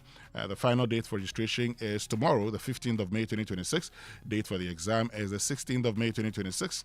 Call or WhatsApp on 0205 234 324. For more information, you can also visit the school's premises or send an email at ghana@marifschool.org. Marif International School Ghana pray and wishes you a phenomenal success in the entry test. Hashtag Magis 2026. And I'm sure you've heard about the incredible benefits of Exilium from Total Energies. Well, let me tell you more about this premium fuel with its amazing 3-in-1 power, because the additive-enriched fuel with its powerful 3-in-1 action cleans your engine, extends its life, lowers your fuel consumption. Now, thanks to the cumulative effect of its anti-corrosion, anti-wear, and detergent additives, Exilium new formula also lowers your vehicle's fuel consumption while reducing CO2 emissions. Charlie, you will drive, sir. Experience the difference with Total Energies Exilium new formula. Choose Exilium, choose quality. And Bank of Africa invites you to reactivate your dormant account today. Discover the refreshed range of products and services, from the enhanced SME support facility to the convenience of a USD debit card and much more. Updating your account is easy. Simply visit any Bank of Africa branch with your Ghana card. For any assistance, call Bank of Africa on 0302 429 333 or 0302 249 690. Bank of Africa, strong as a group, as close as a partner. And the Institute of Chartered Accountants Ghana is pleased to announce its 2026 Annual Accountants Week celebration, an important occasion dedicated to recognizing and celebrating the contributions, impact, and achievements of the accountancy profession. Now, the week-long celebration is scheduled to take place from Friday, the 15th of May 2026 to Friday, the 22nd of May 2026, under the theme Building Strong and Sustainable Economies, Standards, Integrity, and Accountability. A vibrant lineup of exciting and meaningful activities has been put together to celebrate this occasion, each designed to inspire excellence, champion ethical practice, and highlight the vital role accountants play in driving both national and global development. For inquiries, visit icagh.org or call 0243 551788. Follow them on Facebook, X, Instagram, TikTok at ICAGH1 for more updates. Sponsors Deloitte Enterprise Group, PwC Caseware, GAB Health Insurance, EY, Mazes Graphic Business, KPMG Securities and Exchange Commission, Built Africa Back Press, National Communications Authority, Media Partners, Graphic Communications Group, and the Multimedia Group. And as I've been doing, my supervisor, Professor Ridi Makra, who is seeking to be Vice President of ICAG, wish him all the best in the campaign. But Ghana, let's talk water tanks, and I'm sure by now you know the secret to real water storage. Well, it's simple. If your tank doesn't have the tortoise on it, then you know it's not the correct tank. That's right. The Tortoise Tank Syntex Tank is a champion of water tanks. It's strong and durable and built to handle our Ghanaian weather. So rain or shine, Syntex Tank has your back. So my people, go outside, check your tank. If it doesn't have the tortoise on it, then you know it's time to upgrade. Join the Syntex Tank family today and enjoy water storage that's stuff like a tortoise. Call 0244 335 168 to buy now. Find one of our 400 agents nationwide. You can also shop online at syntexgh.com. Syntex Tank, are you strong? Are you tough? Now, hello, beautiful customers. You know, at Omni Basic Bank, your security is our priority. So before engaging in any financial offer or investment opportunity, please take a moment to confirm through our official channels. Remember, Omni Basic Bank will never request your PIN, password, card details, OTP, or any confidential information via phone calls, SMS, email, or social media. Always rely on our verified communication channels and avoid sharing sensitive information with unverified sources. For assistance, please call our 24/7 contact center on 0307 086 0800 100 790 and then 0302 758 555. Omni Basic Bank, not just another bank. But if you're an electrician, estate developer, contractor, or a dealer in electrical cables and accessories, and you're looking for premium quality materials for your homes and projects, whether residential, commercial, or for industrial purposes, then San Cablo has got you when it comes to strong, durable, and fire-resistant electrical cables and accessories. San Cablo, proudly made in Ghana, with 99.99% pure copper and certified and approved by the Ghana Standards Authority and the Energy Commission. So from house wiring to big projects, we've got all sizes and colors ready, from 1.5 mm square to 25 mm square cables, flexible cables, switches, sockets, multiple lamp holders, and many more. No darling, no shortcuts, just pure quality you can rely on. Everything complete. Ask for San Cablo cables and accessories at all leading electrical shops nationwide. For bulk purchase, call 0243 374034 or 0244678015. San Cablo Lighting Africa. San Cablo, from site to house. Now we be the plug.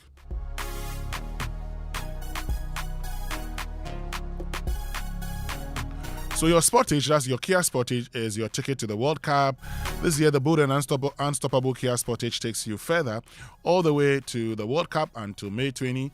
Every Sportage you purchase gives you the chance to win a full trip to see the Black Stars compete live in the USA or Canada.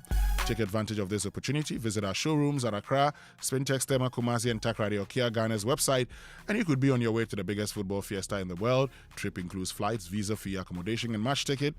Terms and conditions apply. Kia, the movement that inspires. And this promo is regulated by NLA on the Caritas Lottery platform. Now, stay with us. We'll return with sports, birthday messages, and food for thought here on the Super Morning Show.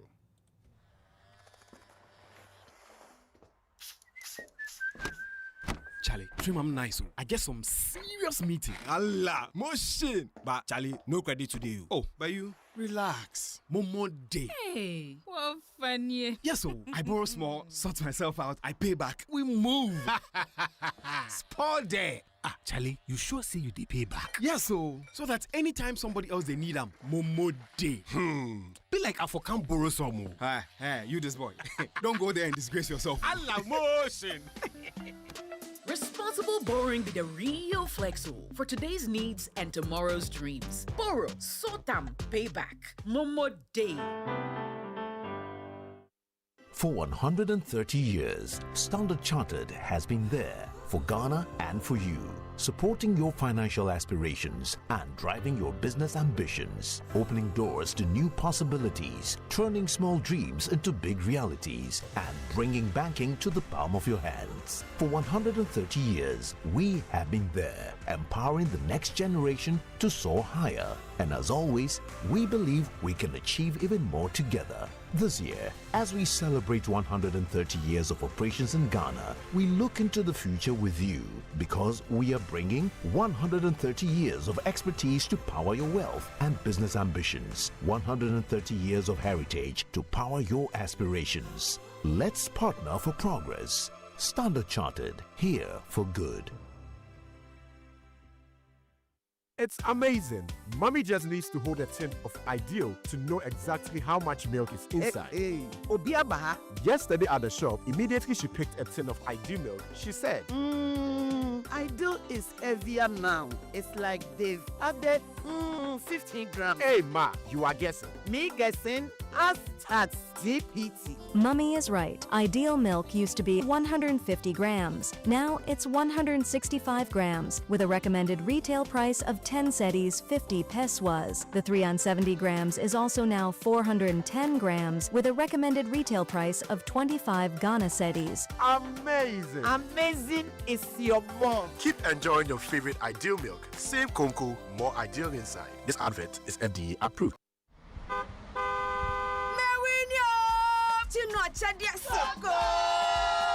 Buy any promo pack of Gino Tomato Mix, Gino Pepper and Onion, or Gino Jollof Tomato Mix. Cut open the sachet, find the code inside, text the code free of charge to *844 *99#. There's over 2.5 million Ghana cedis in airtime to be won, plus amazing appliances and the grand rewards, a brand new car, and an all expenses paid trip to a dream destination. This advert is FDA approved. This promo is regulated by the NLA on the Caritas Lottery platform. Terms and conditions apply.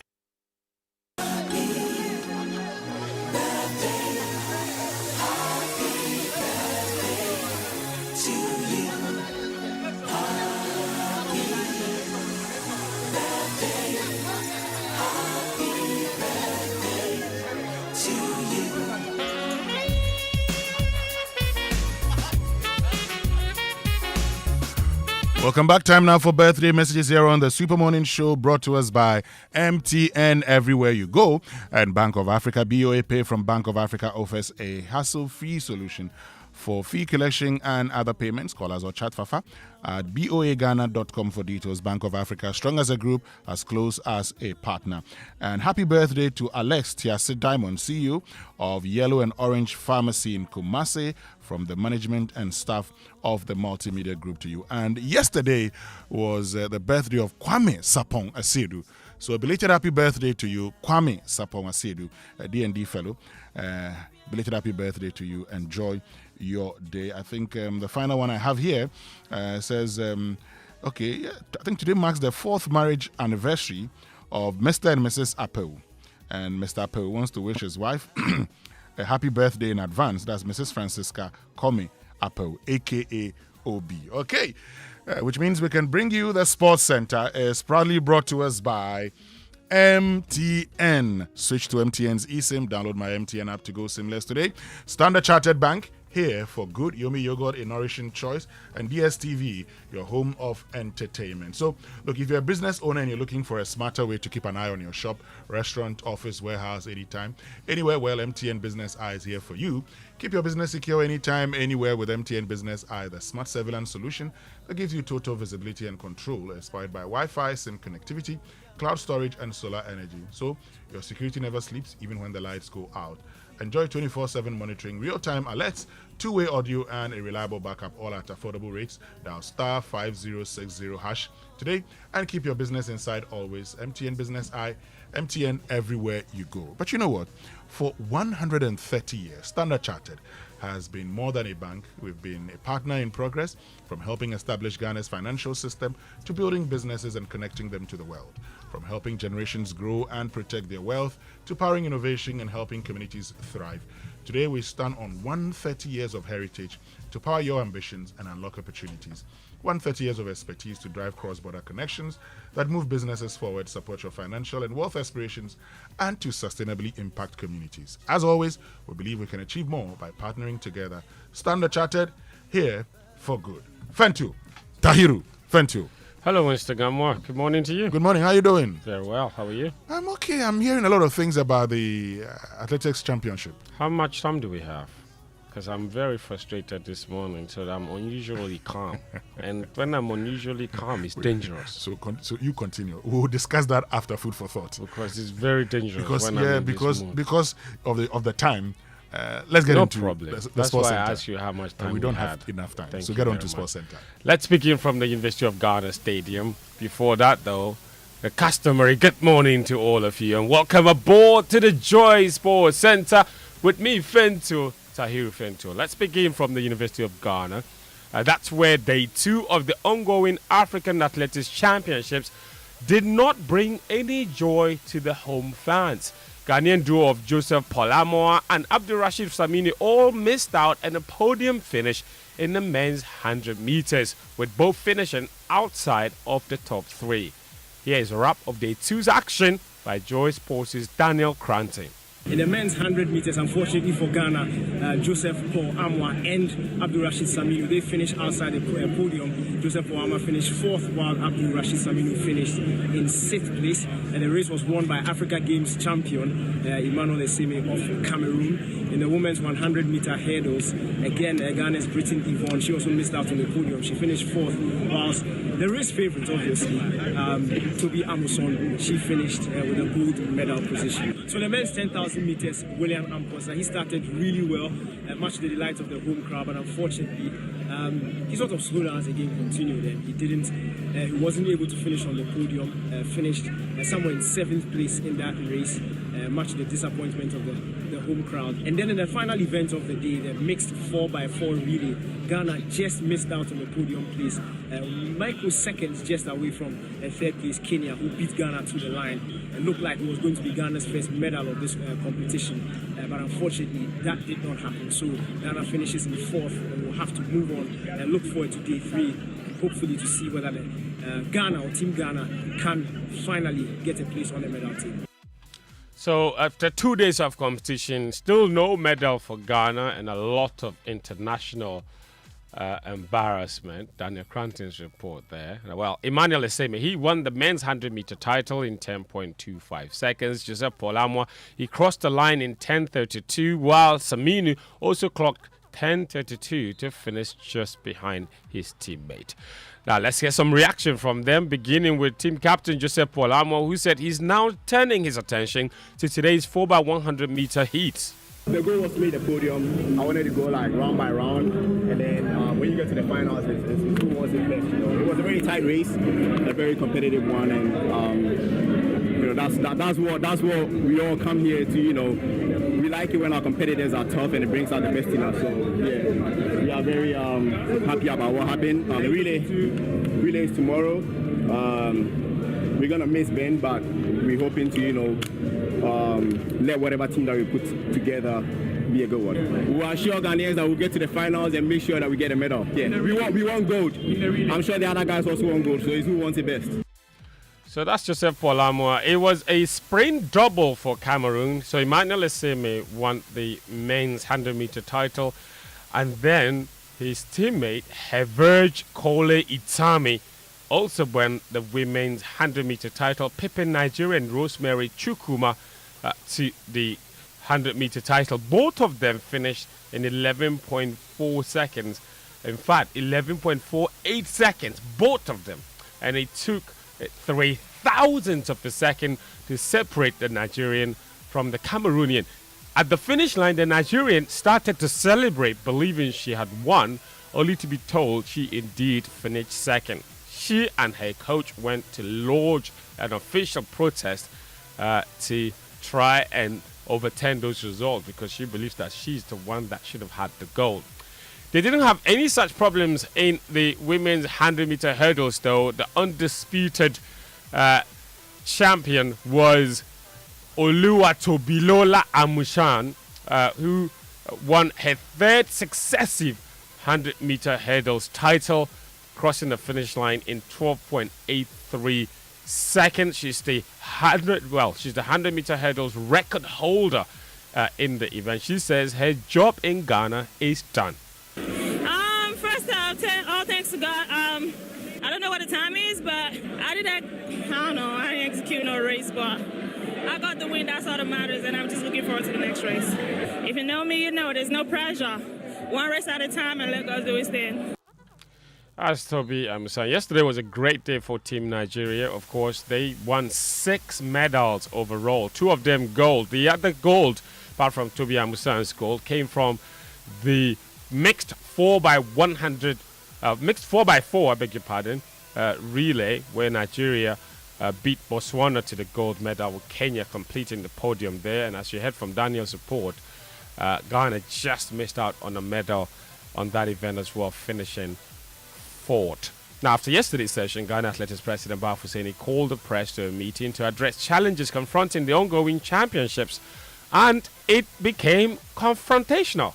We have been saying it's not working, then we'll fix it tomorrow. The start list is always there. I don't know why you don't get it. Maybe you go there in great number, but I know start list is there.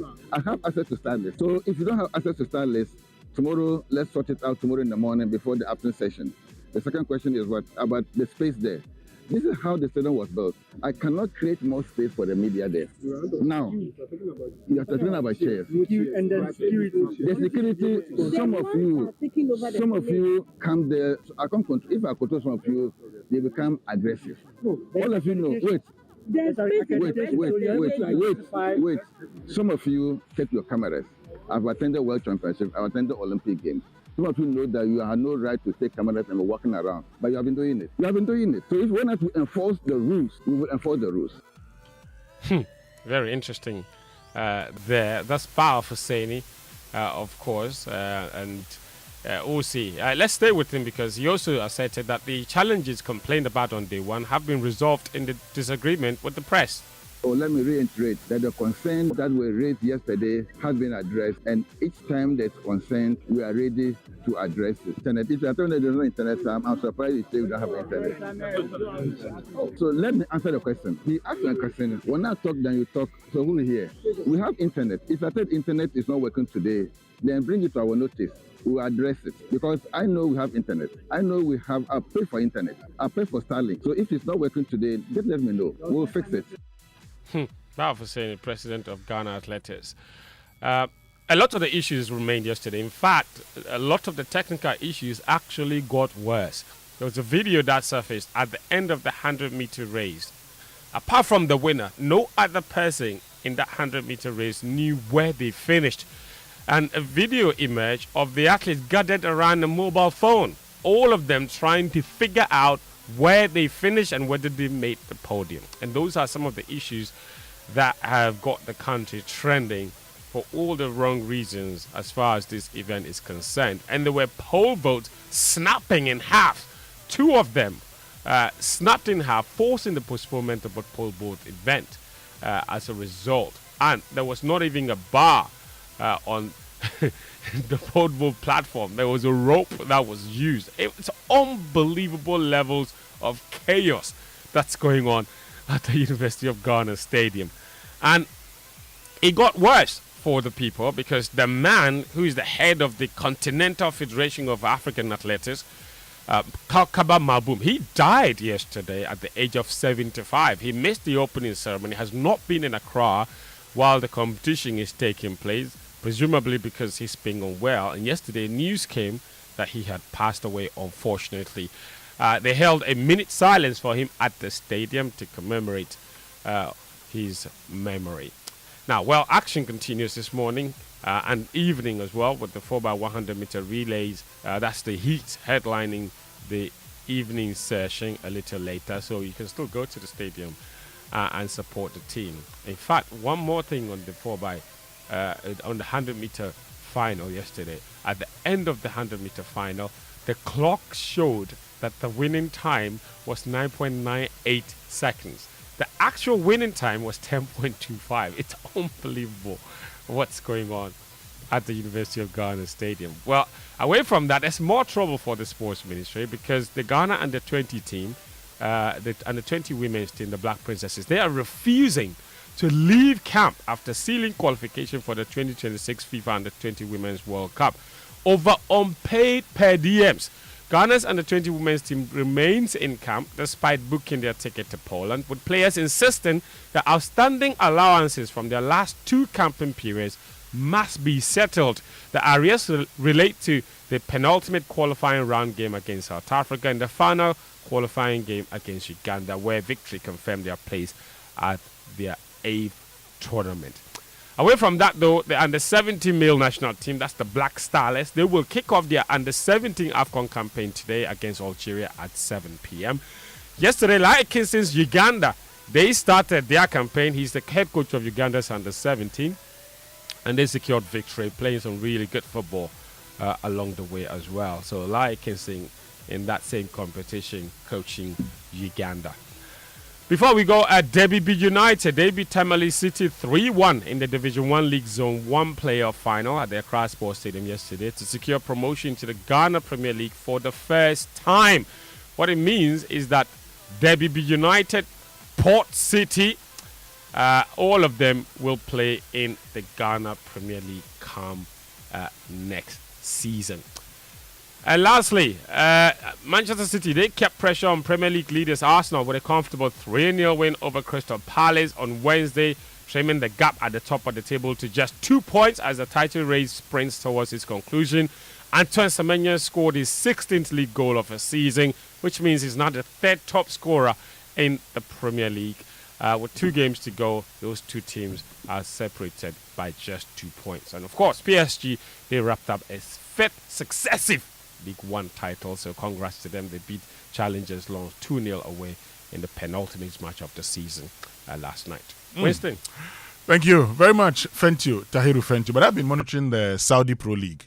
I know. You saw the drama from Monday night. 98th minute. Goalkeeper no mention you. No, but why did the player to push the goalkeeper? I don't show. Anyway, let's bring Uncle Ebo. Let's bring your favorite uncle in. Because it's time for Food for Thought, brought to us by Roverman Productions. B, the difference. Uncle, good morning. My favorite about you say good morning. And I thank you, good morning. Good morning, Uncle Ebo. How are you doing? I'm doing good. I realized that you behaved quite well this morning. Very frustrated. You deserve an award. Thank you very much. That's a very frustrated film. I'll buy him Wache. All right, okay. Thank you very much. Uncle Ebo, you've lived through a lot of times in this country. How do you handle frustration of this magnitude? I am so frustrated. Uncle Ebo, I'm super frustrated. Like, I'm choosing my words carefully. Because you see, the competition happening at the University of Ghana Stadium, I am being depended on by so many international platforms to provide them with accurate results. That's right, yes. And even I am struggling. Like last night, I went to bed at 1 a.m. I almost cried. I can't get. Yesterday, I know who won, for example, women's hammer throw. I had to find the phone number of the person who won to ask her, "Do you know your winning distance?" And this is an Algerian who didn't even speak English. I couldn't believe it. I can't find the results. The organizers are there. They can't find the results. It's like, and I have to do. The organizers can't find the results, brother. It's like the results are there, but where to get it is the problem. Uncle Ebo, please advise, because I'm. All right, you asked for advice, so here it is. Just drink some water and wait for Winston's Wache. I think that will help. Okay, I'll take your advice. I'll get you the Wache, or should I give you the money so everybody will see? No, please give me Wache. I don't trust you. You see, you missed the point. Mm-hmm. I would have given you the money, then you go and buy the Wache. I don't want money. I want Wache. Uncle Ebo recommended Wache. I take his recommendation. Don't shift the Winston, goalpost. give him the Wache. Give him the Wache. What is the meaning of that? Uncle Ebo said, give me Wache. The Wache will then you come. want to switch the money. The Wache will come. Now the Wache will come. But you are ready to give the money now. Yes. So that you put your destiny into your own hands. Take your destiny into your hands. Winston. Yes, Uncle. No, Winston. Looking at the level of his frustration, get him Wache today and tomorrow. Thank you, Uncle Ebo. Thank you. I love you. I love you so much. That's why you are my favorite. You see, Winston, you better listen to Uncle Ebo, please, because I will be here on Monday to testify that you came through. Oh. Yes, I would ask about it on Monday. Thank you. Oh, don't worry, Kra. Insurance cover you. No, I'm worried. I don't trust you. You don't trust me? Yes, you are a pig farmer. I don't trust pig farmers. If you say you don't trust pig farmers, I don't have a problem. But you can trust me. Thank you. Hey. Me. Hello. Uncle, I'm here. The man that I used to take you to go and... Okay, it's okay. I won't say Uncle anything. is talking to you. You are talking to me. What is your problem? You've stopped eating fufu, so we'll not go again. I won't take you to go and eat fufu again. Fortunately for you, you've stopped eating fufu. Anyway, Uncle, over to you. For my next play, my next production. Whom are you handcuffing in your next production, Uncle Ebo?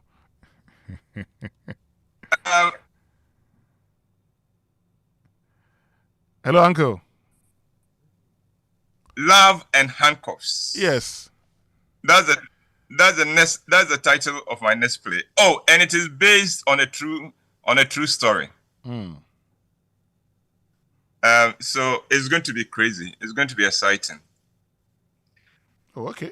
We're looking forward to it. Last Thursday, I presented the 10 commandments of workers to employers.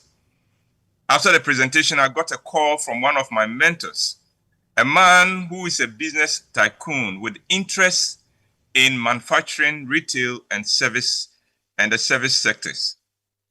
He said, Ebo, come by the house this weekend. So it was that last weekend, I found myself on the Ebri Mountains, visiting one of the most respected men in my life. Typical of him, he went straight to the point. He said, Ebo, I heard you present a letter from the employees on Food for Thought, and you said you would try to bring listeners the response from employers. Well, I want to respond on behalf of all employers and entrepreneurs. He said, employees make the mistake of thinking that those of us who employ them are special or have been lucky. They do not realize that we are no different from them, but for some choices we made with our lives, and that if we had not made those choices, we would also have been at the same level with them. Hmm. He said, you know my driver, Alfred. He has 2 wives and has children with both women. And he has a child with his side chick as well. And he's always complaining about money. And I tell him that even if he earned the same amount as me, he will still always be in need of money. And I would have a better standard of life than him. I nodded. He was right. Having 3 different households with multiple women and children to take care of takes a heavier toll than just having one household with 1 wife and 1 child, which is the case with this mentor of mine. He picked a single sheet of paper lying on the coffee table beside him, and he said, the employees gave us 10 commandments. Well, here, I hope this helps. He handed me the sheet of paper, and I read the heading of what was written on it. It said, the 10 commandments of employers for employees. And here they are. Commandment number 1. Thou shalt know that I am thy employer. Thou shalt be loyal and faithful to me and the business.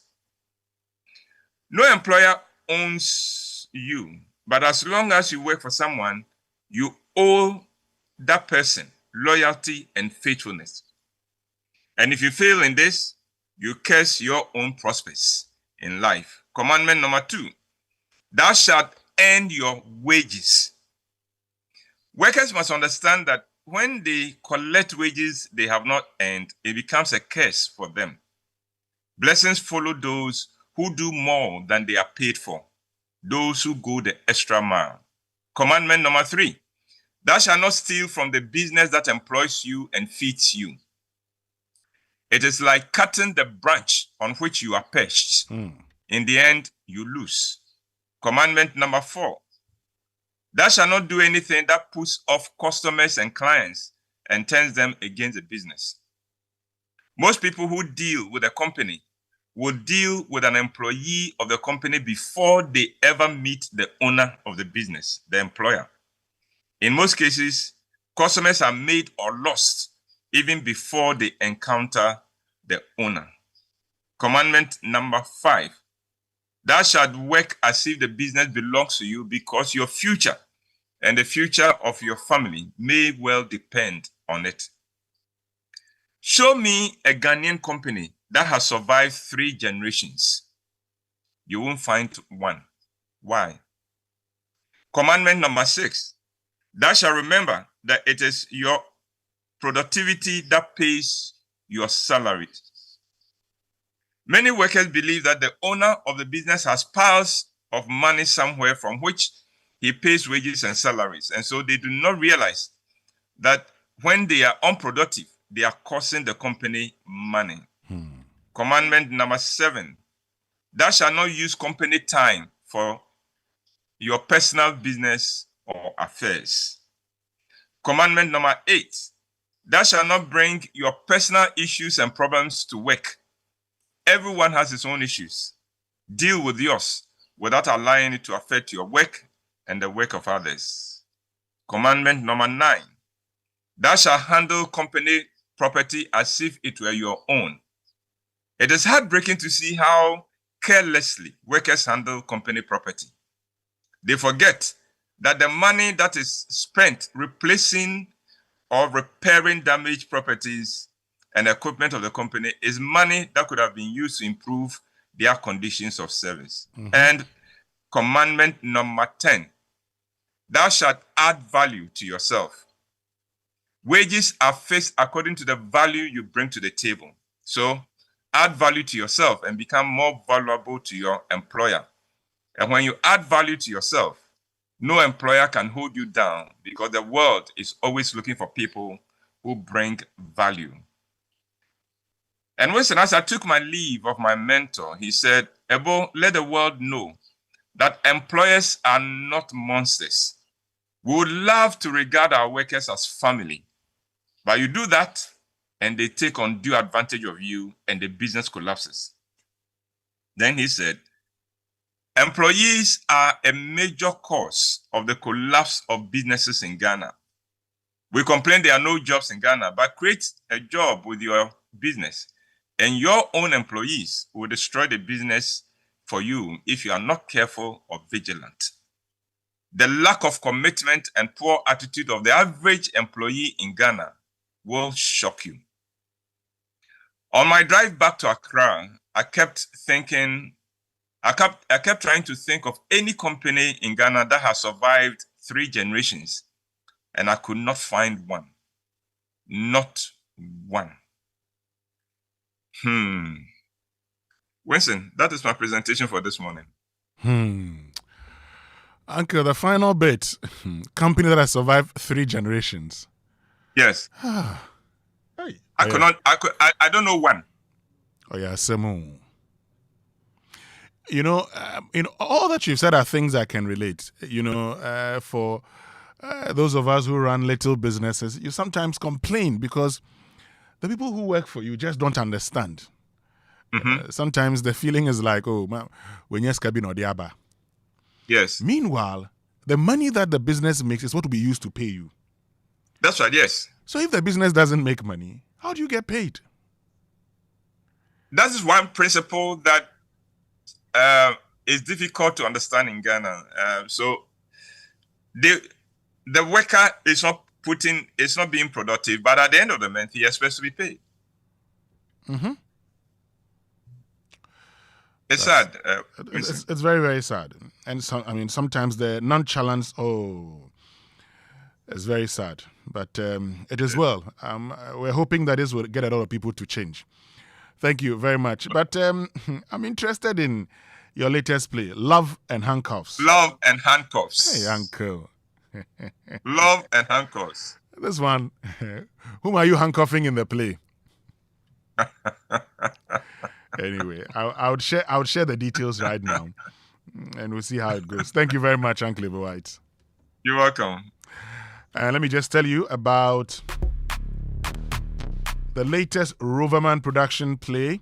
And, you know, in partnership with the National Theatre and Joy FM, Roverman Production presents an original Ebo White play, Love and Handcuffs. Take one desperate husband, add a nagging wife, throw in a thief in love, and one inspector who shouts before he thinks. What do you get? Love and handcuffs. Okay, I get it now. Dave receives a mysterious visitor whose shocking request turns his quiet life upside down. Suddenly, the police are involved. Danger flies around the house, and his wife Mabel won't stop interrogating him. To make matters worse, the thief falls in love, and Dave has the final say. Love and Handcuffs is a hilarious roller coaster of chaos, romance, and unstopped surprises. Love and Handcuffs shows on the 26th, 27th, and 28th of June, and then on the 3rd, 4th, and 5th of July at the National Theatre. Rates 300 cedis per show for individuals, and 500 per show for couples, and 225 for holders of the Roverman loyalty cards. Tickets are available via the Cover short code *365*535#, and the regular outlets are Joy FM Front Desk, Shell Shops at Airport Community, Tema Community 11, and Dansuman in the Bachuna Total shop. To make inquiries and large orders, call 0505 546 010. WhatsApp 0505 546 030. Sponsors Koba, Wakana, and Stanbic Bank. Communications partners M-Notify, Logistic Movers, Roverman Productions. Be the difference. Okay, which means we can bring you the Business Minute. Is brought to us by Anointed Engineering Services, the generator experts. Hello, welcome to the Joy Business Minute, brought to you by Anointed Engineering Services Limited, the generator experts. My name is Daryl. 7 employees of the Cocoa Processing Company PLC have been interdicted following an audit by the Ghana Audit Service, which uncovered 4.3 million Ghana cedis unaccounted for at the CPC Consumer Cooperative Shop. Investigations are ongoing. In the banking sector, commercial banks are cracking down on rising fraud after reports that more customers are falling victim to scams. Minister of Communication, Digital Technology and Innovation Samuel George has announced a new Dig Once policy The initiative aims to reduce the cost of fiber optic deployment by up to 60%. And oil prices remain steady after a meeting between US President Donald Trump and Chinese leader Xi Jinping, who struck an optimistic tone on collaboration. And that's the Joy Business Minute, brought to you by Anointed Engineering Services Limited, the generator experts.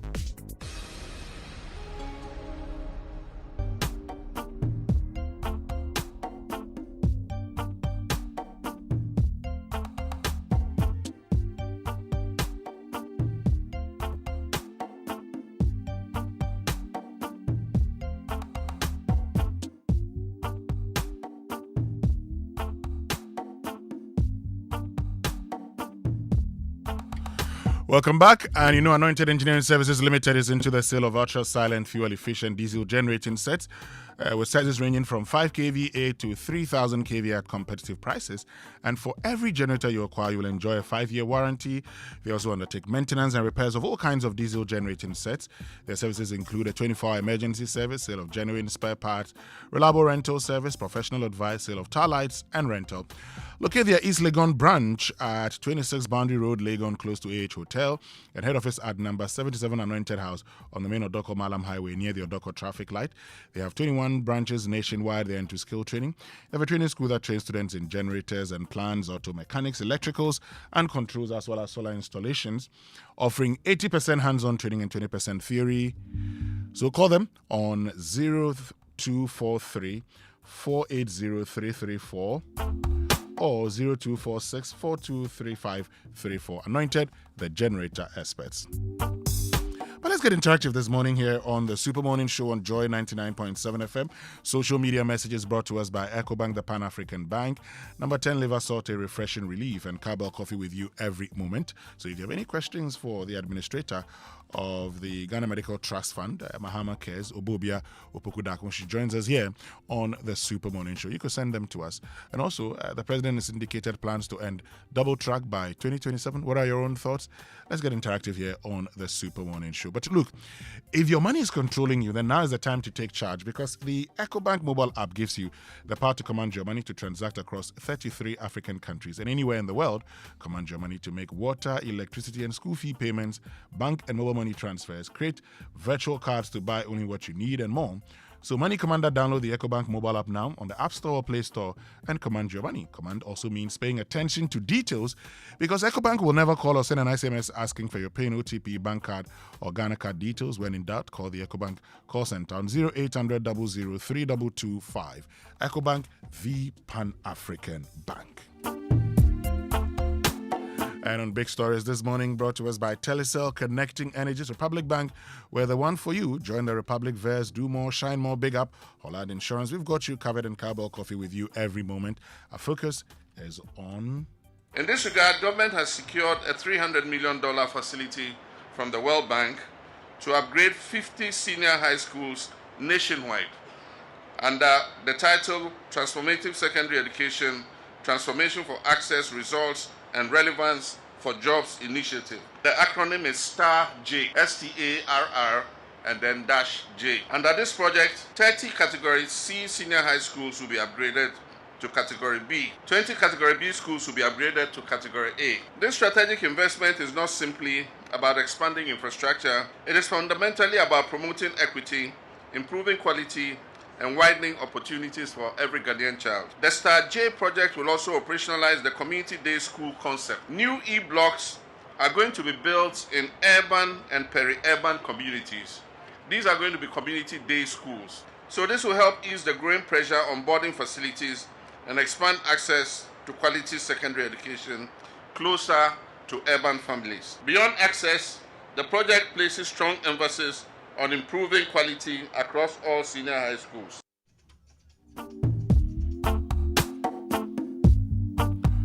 President John Dramani Mahama announcing plans to upgrade Category C schools to Bs and Category B schools to As as a way of ending the double track system, and also building more community-based schools. But But your money deserves the safest home, and with the Telecel Cash, you're protected every step of the way. No risk, no worries, no long stories, just peace of mind. Dial *110# or download the Telecel Play app now for safe, secure transactions. Telecel Cash, the safer choice. Send the keke. But that moment when the alarm rings and life is already asking questions, campus, office, hustle, dreams waiting to be chased? Well, those are the moments when you need something that helps you show up and keep going. And that's why Cowbell Coffee stays with me every single moment. So whether you're grinding for that exam, pushing deadlines at work, or cooking up the next big idea, Cowbell Coffee gives you that creamy taste and rich coffee aroma to kickstart your day right. And you can enjoy it anytime. Because success doesn't happen overnight. It's the little moments, the early mornings, the late nights, and through it all, Cowbell Coffee Day with you. Cowbell Coffee with you every moment, and this is FDA approved. But if you're looking to source medical equipment or connect with reliable healthcare suppliers, then you need to know about this. The World Health Expo WHX is happening in Lagos this June. You'll find over 500 exhibitors from more than 40 countries covering medical equipment, pharmaceuticals, diagnostics, and digital health. Everything you need to grow your healthcare business all in one place. From the 2nd to the 4th of June, 2026 at the Landmark Center in Lagos. Entry is completely free. Register now at worldhealthexpo.com/visit -Lagos for all the information that you need. So live here on the Super Morning Show on Joy 99.7 FM. Stay with us when we return. After these messages, we're joined by the administrator of the Ghana Medical Trust Fund here on the Super Morning Show. We'll be right back. Abeg, fix me go betete Ghana. No gari, no oil, no plantain, just beans then eggs. Hey, brah, that be dangerous combination, no. Problem no day. I feel handle am. For Telecel, we the Bob say everybody gets what they like. That be why Made For Me bundles day. Based on your usage, you fit get your own data and call packages. Fala! Made For Me bundles like the way you the want them. That *530#, then buy Made For Me bundles today. Telecel. Connecting energies. You can't deny it when you taste it. The rich, creamy goodness of Cowbell coffee. One sip and you feel it. It's Cowbell coffee. Taste it and you love it. It's a special feeling. One sip and you feel it. It's Cowbell coffee. For the big days and the seemingly ordinary, creamy Cowbell coffee is with you every moment. This advert is FDA approved. What is really fine is not just fine. It has to be fine. Because fine is better than fine. It cannot be just fine. If you want a good plate of spaghetti, no, a great plate of spaghetti, it can't just be fine, Keke. It has to be fine. Try First Choice Premium Spaghetti. It's always delicious, non-sticky, contains vitamin A, zinc, iron, and always comes through. First Choice Premium Spaghetti? You're fine. This advert is FDA approved.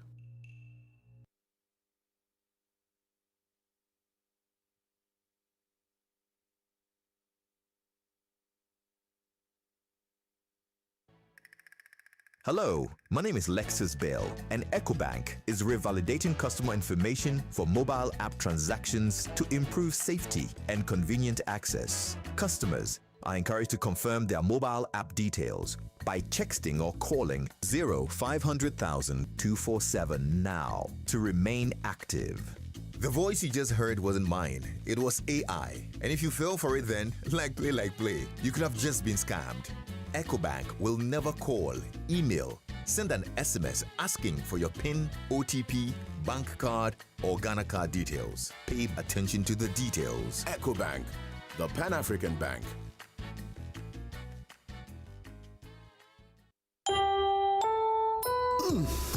We shouldn't have gone to that party. Masa, my head is killing me.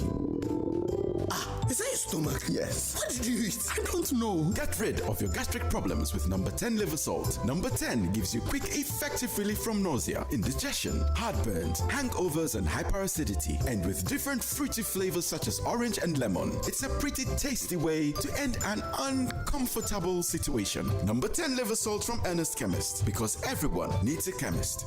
This advert has been vetted and approved by FDA. Ago, Kenu, Jamba, Jamba.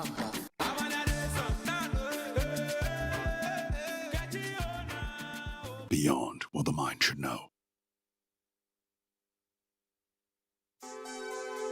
Hello, sir. Please check the round tickets you made me purchase for our Canadian partners arriving this weekend. Something is eating me up though. I still don't know a decent, welcoming place where we can host our guests. This is no issue at all, sir. Let me introduce you to Ghana's best kept secret when it comes to a perfect accommodation, and that is Anointed Executive Airbnb Apartment located at Bawe Zero. Anointed Executive Airbnb Apartment? Tell me more. Anointed Executive Airbnb Apartments is a destination that everyone instantly falls in love with the minute they enter. They have beautifully designed 1, 2, and 3 bedrooms, fully equipped kitchens, ultra-modern stylish living area, high-speed Wi-Fi connectivity, and an elegant rooftop lounge. Anointed Airbnb has 24-hour professional security, reliable standby generator, and an exceptional customer service and more. Wow! Please make reservations for our guests right now. Absolutely. If you ever think of a destination for work retreats, vacations, family events, or weekend getaways, always choose Anointed Executive Airbnb Apartment. Find them in Accra at Bawe Zero, Faith Montessori, or book ahead on 025-638-9193 or 025-649-2415. Anointed Executive Airbnb Apartments. Class, luxury, and lifestyle redefined. Frustrated with outdated banking experiences? You deserve an app that makes your life easier, not harder. Say hello to the CBG mobile app, your new cool way to handle everything banking. With biometric security, lightning-fast mobile money access, and one-touch bill payments, banking has never been this smooth.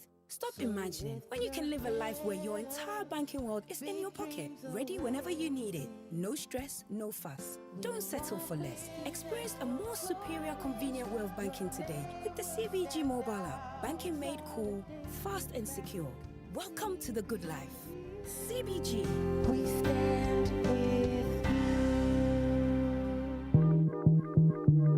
Coffee in your cup and Joy on the set. The Super Morning Show is always the best bet on Joy 99.7 FM. Hey man, you a little sucker for love, dog. Word up. I should have seen you was trouble right from the start.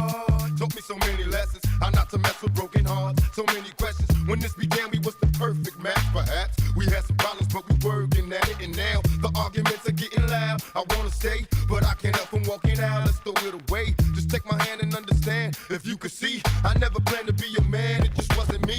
But now I'm searching for commitment in other arms. I wanna shelter you from harm. Don't be alarmed. Your attitude was the cause. You got me stressing. Soon as I open up the door with your jealous questions, like where can I be? You're killing me with your jealousy. Now my ambitions to be free, I can't breathe. Cause soon as I leave, it's like a trap. I hear you calling me to come back. I'm a sucker for love. That's right. Sucker for love.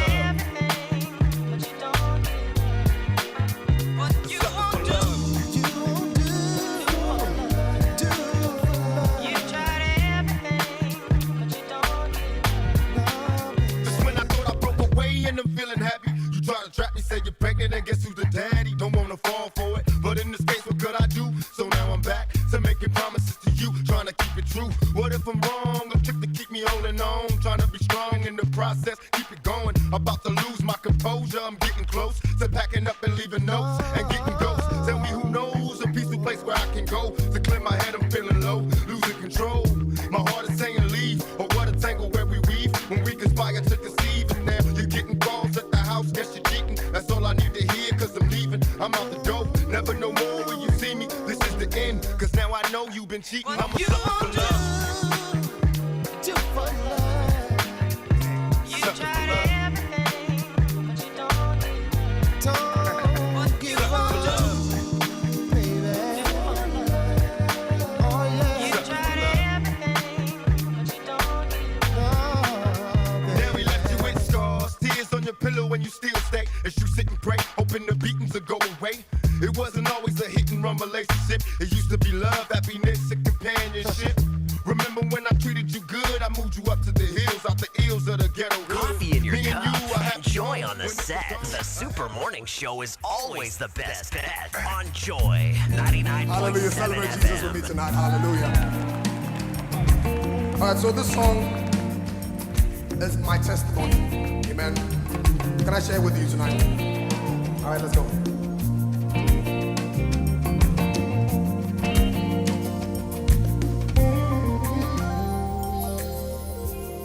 I am who I am because of you.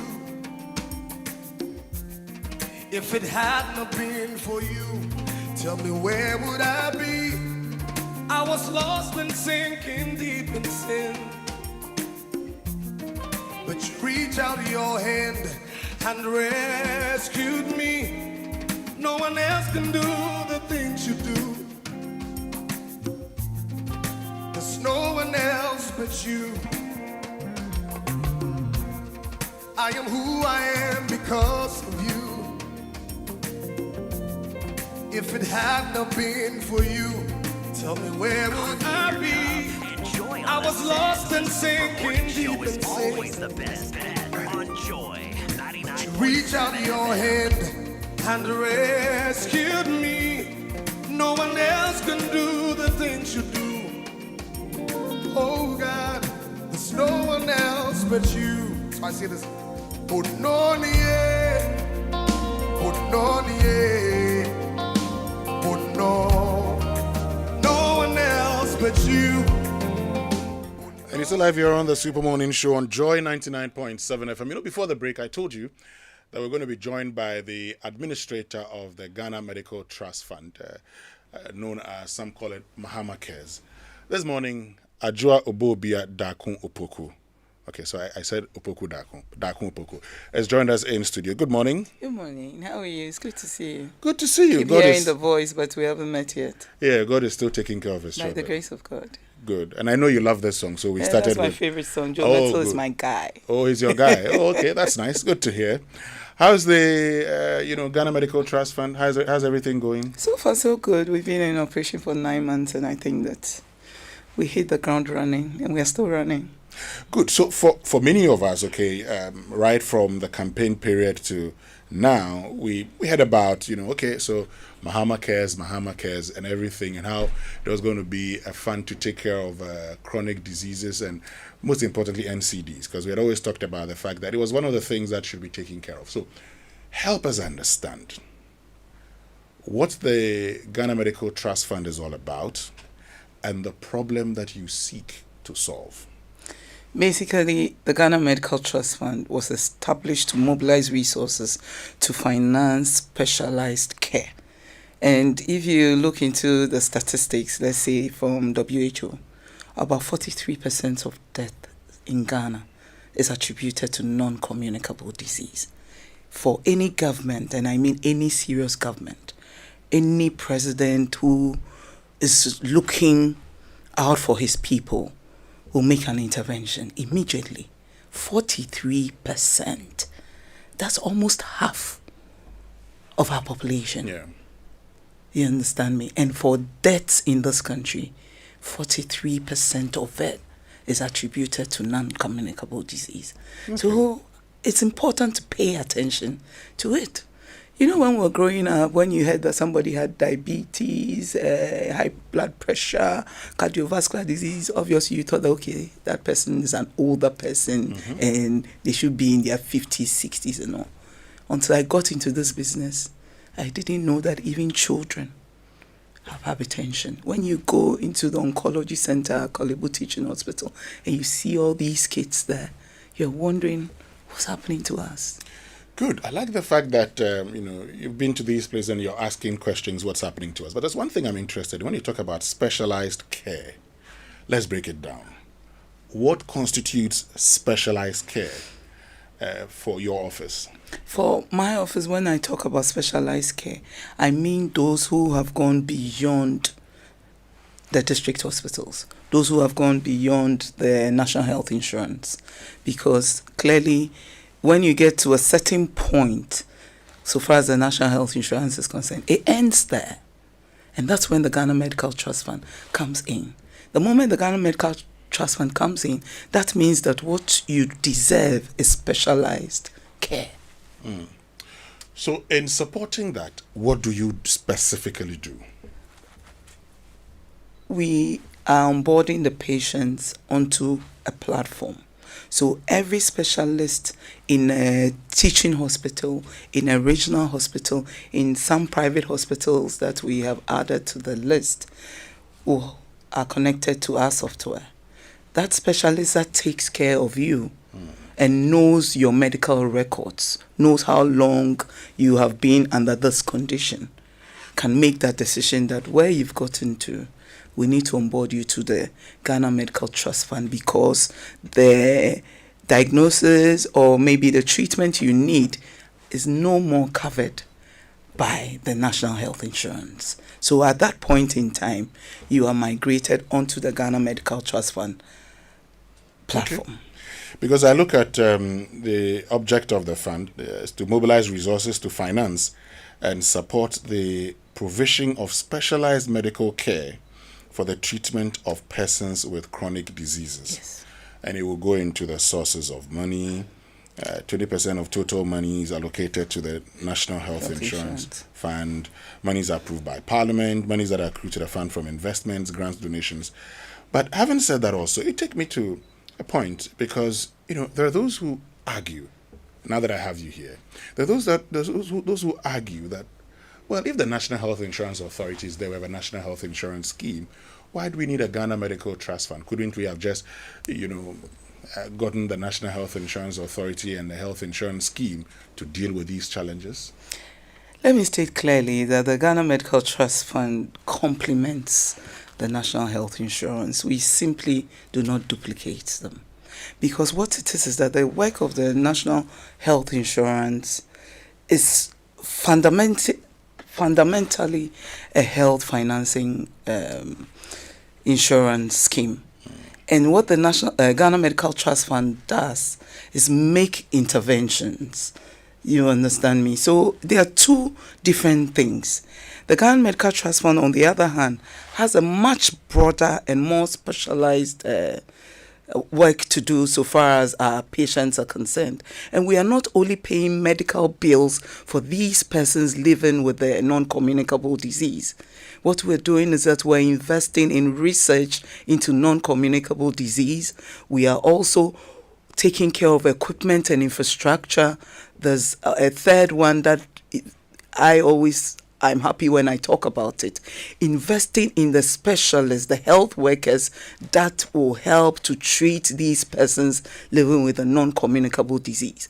So it's not just about getting up in the morning and saying that we are paying medical bills of the persons living with a non-communicable disease. It's broader than that.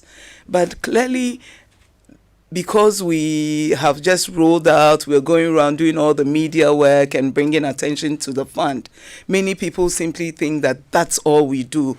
Ghana Medical Trust Fund pays for the medical bills of these patients, and that's it. So all the budget that comes, 20% of National Health Insurance levy, donations to us, and everything that comes to us, automatically everything is going into paying the medical bills of the persons living with the non-communicable disease. Okay. That's not it. You've been breaking down, and I mean, in answering this question, I hear you trying to break down what provision of specialized medical care is all about. I know you've been talking about you believe your mandate is anchored around some 4 pillars. Let's get into them. Yes. So that's why I say, so the first one, and that's what everybody simply think that's what the Ghana Medical Trust Fund is paying for the medical bills of the persons living with a non-communicable disease. And I'm saying that's not it. We go further than that. 2, equipment and infrastructure, because we need good infrastructure and equipments, specialized equipments to treat these persons. When you talk about persons living with the cancers, cardiovascular diseases and all, you simply will need a CT scan, an MRI, PET scan, and all these things to diagnose them and to understand exactly what kind of pathway they need so far as their treatment is concerned. You also need infrastructure so that you know that there are infrastructures that will be able to support the treatment of these persons. When you move into the research bit of it, you need to research into why we are getting these numbers of deaths so far as the NCDs are concerned. There should be some research into our communities, into our districts, and understand exactly why we are even getting such conditions coming from one particular district, constituency, wherever it is. So we need to be able to talk to these. The last time the University of Ghana Vice Chancellor was with us, and we started the discussion on how we can even get them to help us so far as the research bit of this mandate is concerned. Not just that, we also are investing in the clinicians that will take care of these persons, i.e. doctors, nurses, pharmacists, and these special care professionals who take care of these persons living with these chronic diseases. So when it comes even into the treatment of the patients, you need a specialist doctor that can be able to take care of cancer patients, cardiovascular, stroke, diabetes. You can simply not say that any general practitioner will take care of them.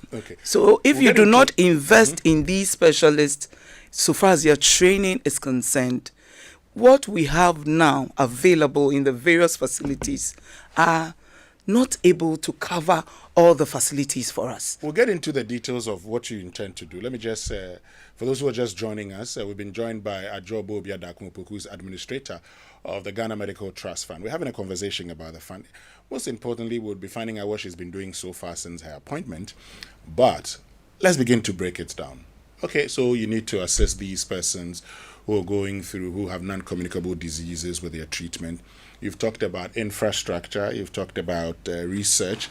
You've also talked about specialist and specialized training and all of that. But the bit about research, some would argue, say you met the Vice Chancellor, there's a lot of research. I mean, you're making reference to, for instance, 43%. There's a lot of research. What other research are you doing?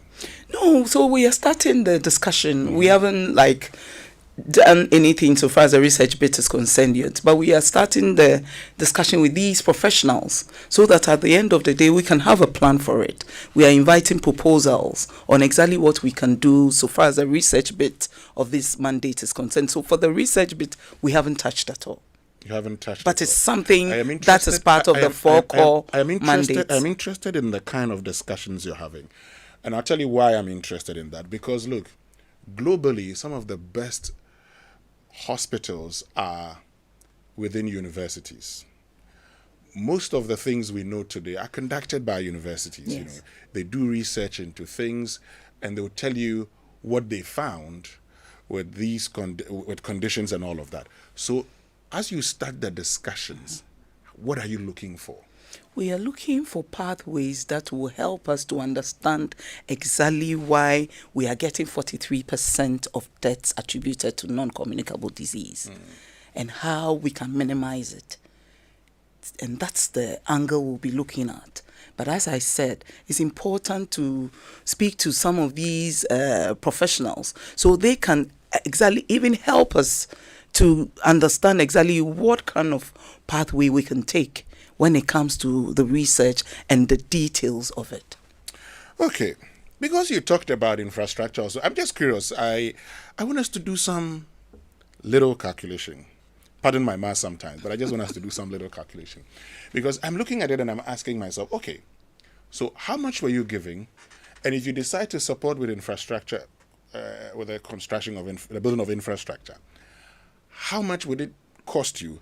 How much would be left to actually take care of these persons who may need help? Because if I look at section 25 of your act, and let me just read verbatim section 25. Okay, I think I've got it. It says, beneficiaries of the fund.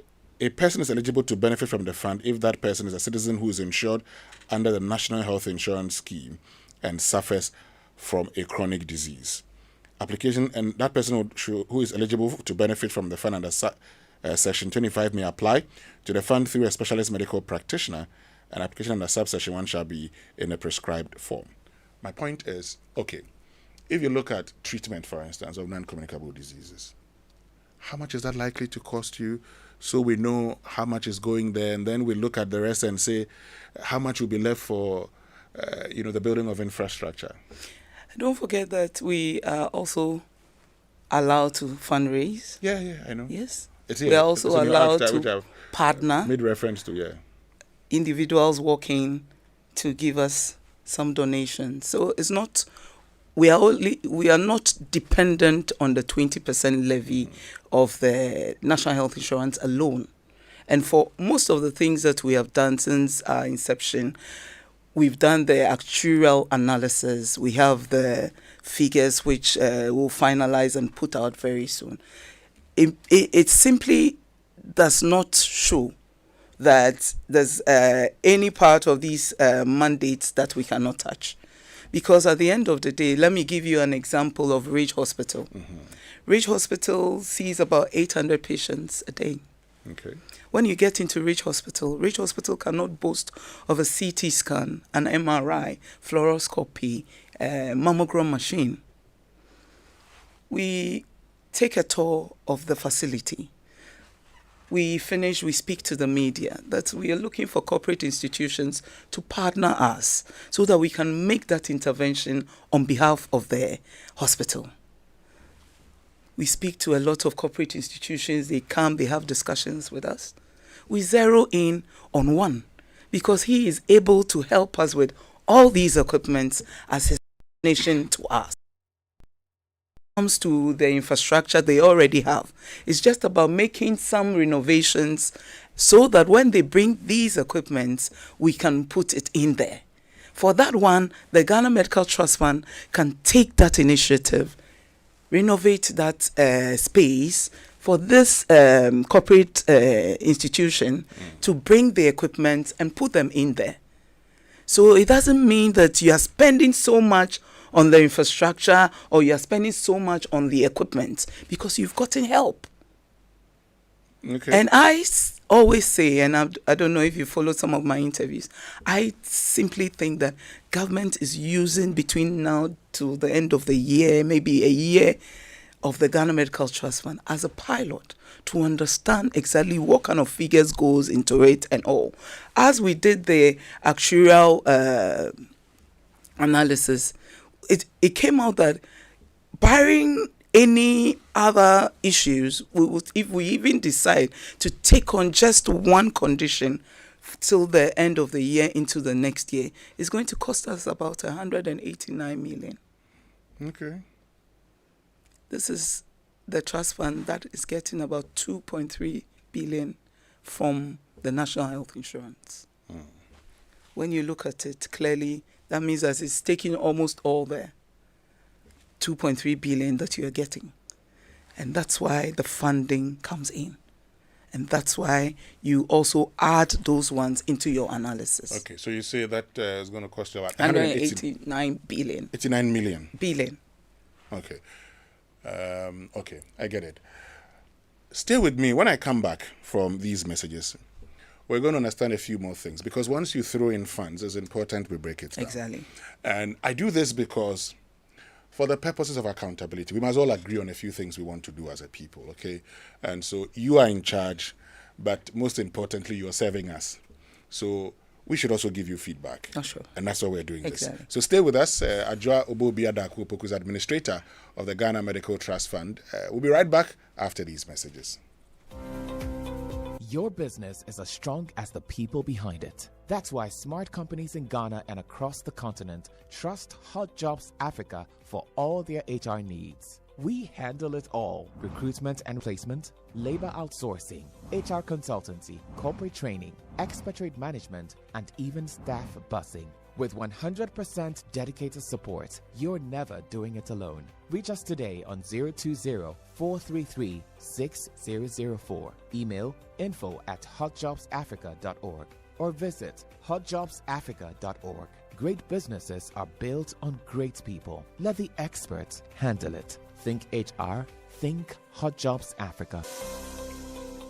Life no be predictable, but with Ayo, you secure yourself and get up to 16,125 Ghana cedis to support funeral expenses and up to 322 cedis 50 pesos daily hospital cash benefits when life surprises you or your additional family members. For a premium as little as 396 Ghana cedis for a whole year, you can add up to 6 family members to your Ayo annual policy. You can pay your premiums, renew your policy, and manage your cover right from the Momo app. No paperwork, no stress. Claims are simple, fast, and paid directly to you or your beneficiary via mobile money should an unexpected event occur. Visit the Momo app, select financial services, then insure, and choose Ayo annual cover and follow the prompt or dial *928*101# to sign up today. Remember, your family members must be between 1 to 69 years old, and you as a policyholder must be between 18 to 64 years to sign up on Ayo. Ayo, because you care. Underwritten by Sanlam Alliance Life Insurance Ghana Limited, regulated by the National Insurance Commission.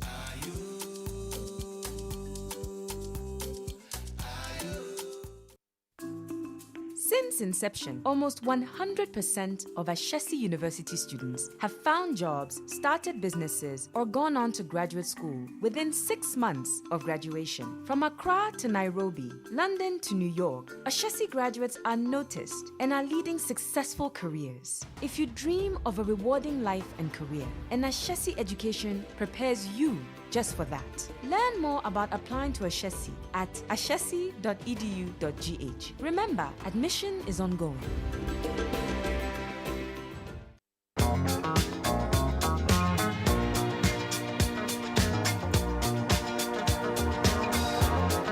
Coffee in your cup and joy on the set. The Super Morning Show is always the best bet on Joy 99.7 FM.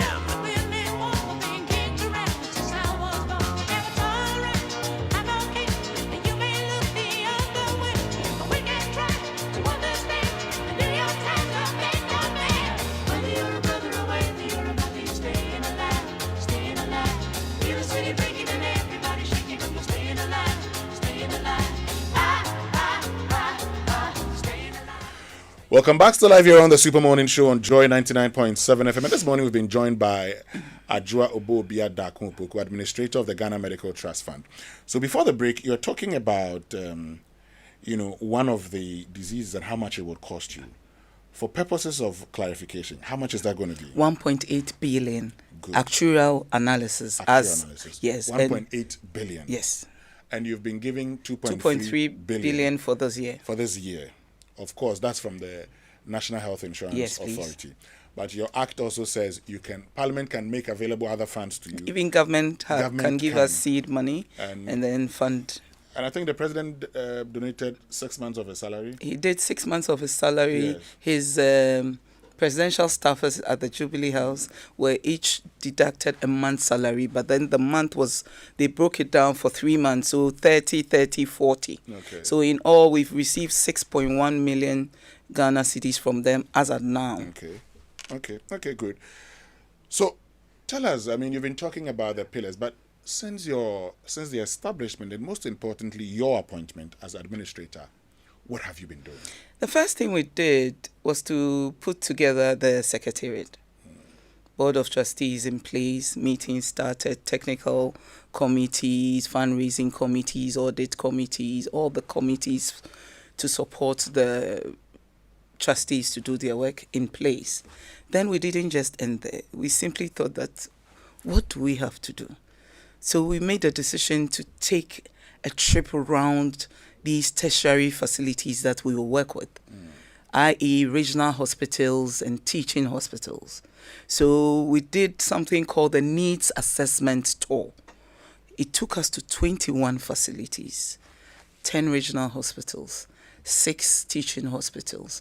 But there are some regions that simply do not have regional hospitals, and that's the new regions. So they have some district hospitals that they use in those regions for now till they get regional hospitals. So we had to access them and be able to work with some of them. So in all, we taught 21 facilities. Okay. And I think that opened our eyes. It gave us an idea of what we will be confronted with. In that trip, we realized that the whole country, we had 5 functional mammogram machines in the public sector. The whole Ghana? The whole Ghana. Okay. And that was alarming, especially for a country that continues to brand the corporate institutions and everywhere pink in October. And if these women that we are preaching to decide that all of them are going to get out there and check their breast and check what's up, clearly, how many mammogram machines will be available to them? I recently got a letter from Kolebu. Their mammogram machine, they had caught fire. Oh. Clearly, if you walk into Kolebu and you do not have a mammogram machine, you have to go outside the facility to find a private place to get it done. How many people have that kind of money to go into a private facility? The whole of Ghana, we have 2 MRIs working in the public sector. If you have such a condition in Savannah region, Western region, in the Volta region, and you need an MRI, that means you have to come down to either Komfanoche or Kolebu. The rest are in private facilities. Significant infrastructure and equipment gaps.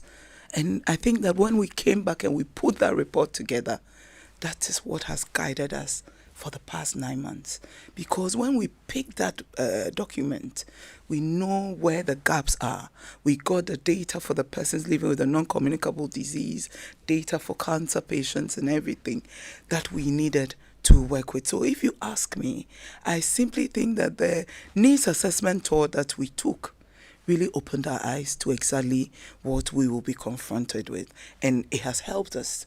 And the report has been our guiding, I call it our Bible in the Secretariat. Great. And that Bible, what has it led you to do so far? So far, we've done quite a number of things. I think that the first one we need to talk about is the cardiology centers. Okay, tell me about them. Yes. You know, there's an equipment called the cath lab. Basically, if you had something to do with the brain, something to do with the heart, you would have had an open heart surgery or maybe a brain surgery. But the catheterization equipment helps with minimal invasion. It's something very minimal. They just pass through and then get into that space, and whatever is happening there, they are able to correct the procedure. I'm sure my technical guy can speak about it better, but I will try. They get there, if it's a blood clot, if you have a stroke, blood clot, whatever, they just pull it out and then you're good to go. I'm sure that I can give you an example of a midwife nurse who Joy FM was trying to raise some funds for. Yeah. Yes, Rebecca. Yeah. Yes, she was sent to Kolebu. Kolebu didn't have a catheterization lab because what they had there had caught fire. They referred her to Uracare. So Ghana Medical Trust Fund decided to take that case on because at that time we were doing the 50 pilot cases. It cost us 270,000 at Uracare for her procedure. But you know why? Because there was no open heart surgery. Within 3 days, she was ready to go home because of the catheterization lab. So Kolebu just needed a replacement of that equipment that had caught fire. So His Excellency the President, in his wisdom, decided that, listen, can we put 3 across the country? So we placed Kolebu's one. So basically it's about decommissioning and replacing. In Komfanoche and Tamale, we couldn't find space to put that equipment there. So we virtually had to build from the scratch. Okay. So in Komfanochi and Kolebu, we are building. And what we are building is that earlier on, what the president wanted us to do was to just put the equipment there. But then, as we did the analysis and spoke to the end users and the doctors and the cardiologists there, they told us, you can simply not put that equipment there and leave it there, because you need other equipment to support it. So in that cardiology center, as of today, we are not just putting the equipment there, we're putting a hybrid theater there so that the doctor can use it. There are consulting rooms, there's an ICU, there's an oxygen plant, there's even pharmacies in there. There's a doctor's consulting room, nurses changing room and everything. So that the moment you enter that facility, everything you need is in there. So that's why we changed the name from a cath lab to a cardiology center. Okay. Everything is in there, so it's a one-stop shop. And that's what we are building in Komfanochi and Tamale. Okay. If you had followed the news, I think about 3 weeks ago, His Excellency the President had gone to Tamale to inspect what we had done there. And we were done with the first floor already, getting onto the second floor. We intend to finish between Komfanochi and Tamale, finish towards the end of the year, from about September. But Kolebu, by the end of this month, hopefully by 31st into the first week, we will be done, because what we did was that as we decommissioned the old cath lab, we needed to expand the space a bit so that it will be able to take on the new equipment. Okay. Now, a professor who's also a medical doctor, sent me a message. Mm-hmm. He says, if Ridge has no MRI, it is a problem. But she should go to Kede Hospital to see what happens there. No functional X-ray, no simple blood analyzers. What they are doing should be private sector led to support the public health system. That is what happens all over the world. Yes, and that's exactly what we're doing. We are inviting private sector to do PPPs with us. We are getting some of them to corporate institutions to partner us. And as I spoke about Ridge Hospital, I told you about a corporate institution. Let me mention them. KGL has signed an MOU with us to buy all these 4 equipments I mentioned. And that's going to cost them almost $10 million. You understand me? And that's a corporate institution. He simply did not sit down and say the government can afford it, so let me allow government to do it. He came in when he heard about us talking about it and all, and said, listen, I'll be able to support with these equipments. You prepare the place whilst I bring in the equipment. And so that's a beautiful partnership. And at the end of the day, he says, I'm not just buying the equipment. I'm going to make sure that for the next 5 years, servicing, if you have to change a part, if there's the equipment comes to its end of term, I will be still there as a partner to work on that. So that gives you hope that if one corporate institution has been able to take that bold step, others will come in. And if you go into our fundraising, you have seen how corporate institutions have walked into our facilities. 1 million, 2 million, 3 million. All these donations have come in. Between last year, September till December, we got 6.8 million Ghana cedis from individuals and corporate institutions. When the doctor talks about Kede clearly is a district hospital. Yeah. I will not work in a district hospital. The National Health Insurance is in charge of the district hospitals. I work with the tertiary facilities. So I start from the regional base into the teaching hospitals. Okay. But let's look at another area, which you've talked about, the specialist training. What are you doing in that area? What we are doing is that His Excellency the President simply thinks that to a certain point, we need to get at least 10 specialists in each region, so that you are not complaining about oncology nurses, cardiology nurses, or maybe nephrology, critical care doctors and all that. So he simply thinks that it's a good decision to partner with the Physicians and Surgeons College, so that what you can do is to help them to train more of these specialists. Ordinarily, if you wanted to specialize, you can only do it in Accra or Kumasi.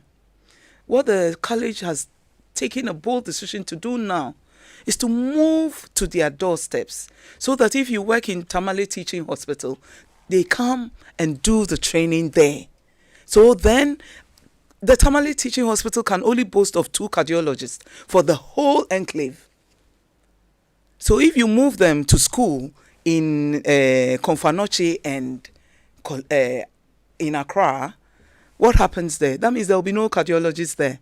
So they are taking the teaching bit of it to that side. So you need to support them so that they can be able to train more. So that's why we supported them with almost about 22 million Ghana cedis. So it will help them to go around the country into the various regions and be able to train more specialists for us. We spoke to the Midwives and Nurses College.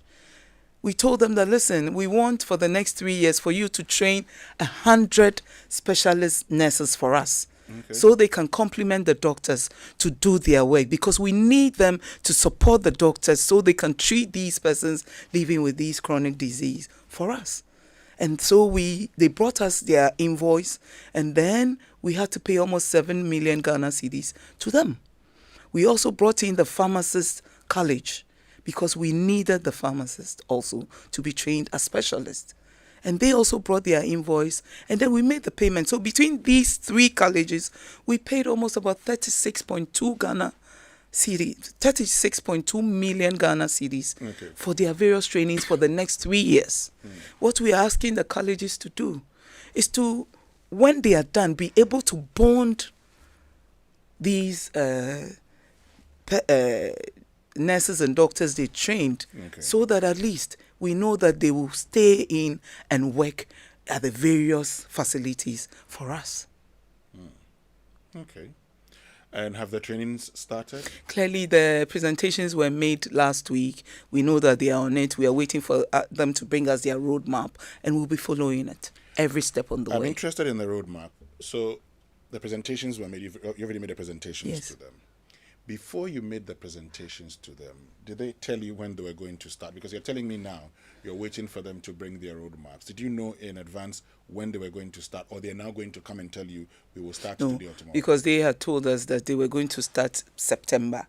So we are waiting for them to bring the roadmap. Let's all agree so that we know that from September, the physicians and surgeons will start going around enrolling the doctors onto the program. We know that the nurses are starting at the same time, the pharmacists starting at the same time, and there's a 3-year training.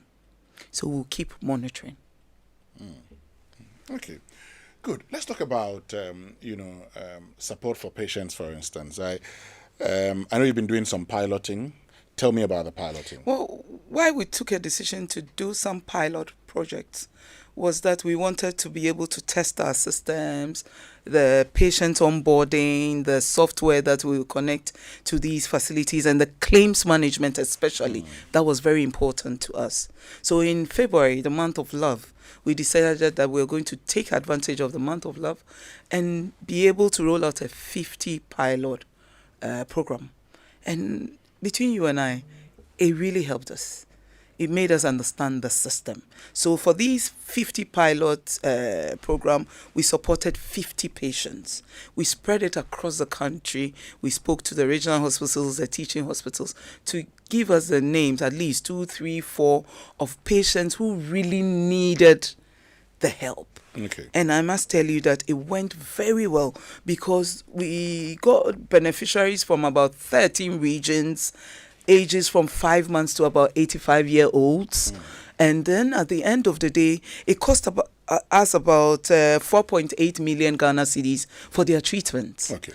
What we'll do after these messages will be to find out the lessons you learned from, this pilot, and how that is going to shape the operation of the scheme going forward. But if you need fuel, make the smart stop at Star Oil, Ghana's largest oil marketing company. Because with over 240 stations nationwide, Star Oil gives you high quality fuel, great service, and real value for money. And this is why many Ghanaians are switching to Star Oil. And with a Star card, you can enjoy safe, cashless fueling and easy expense tracking. Wherever you go, choose Star Oil for your quality and affordable fuel. But look, no matter how nice your landlord is, nothing beats owning your own home. ABSA knows this, which is why this 2026 they're helping you say yes to making it happen.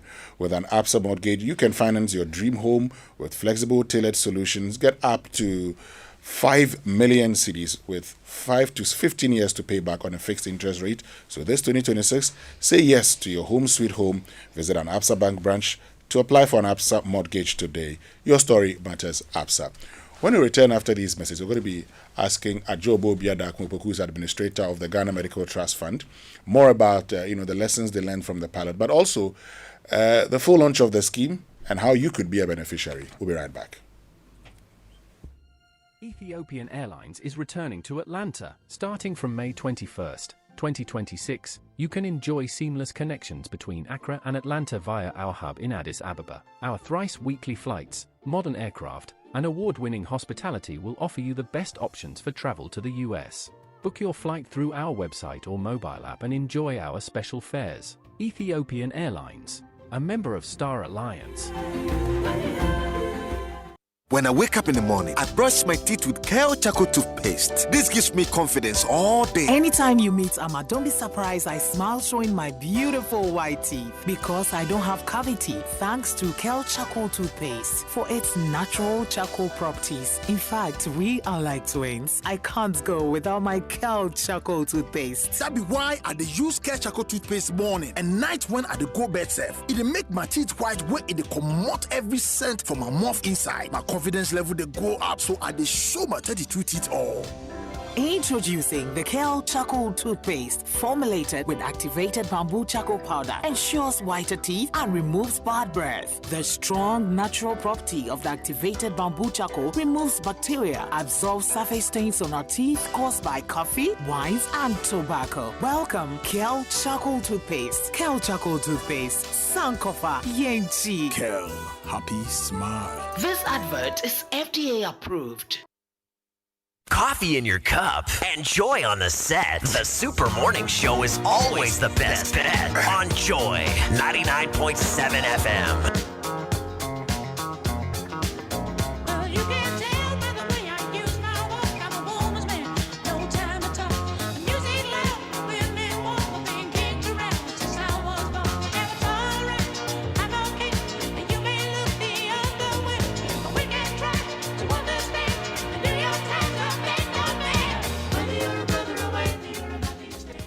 Right, still live here on the Super Morning Show on Joy 99.7 FM. And this morning we've been joined by Ajobo Biada-Akungpoku, who's administrator of the Ghana Medical Trust Fund.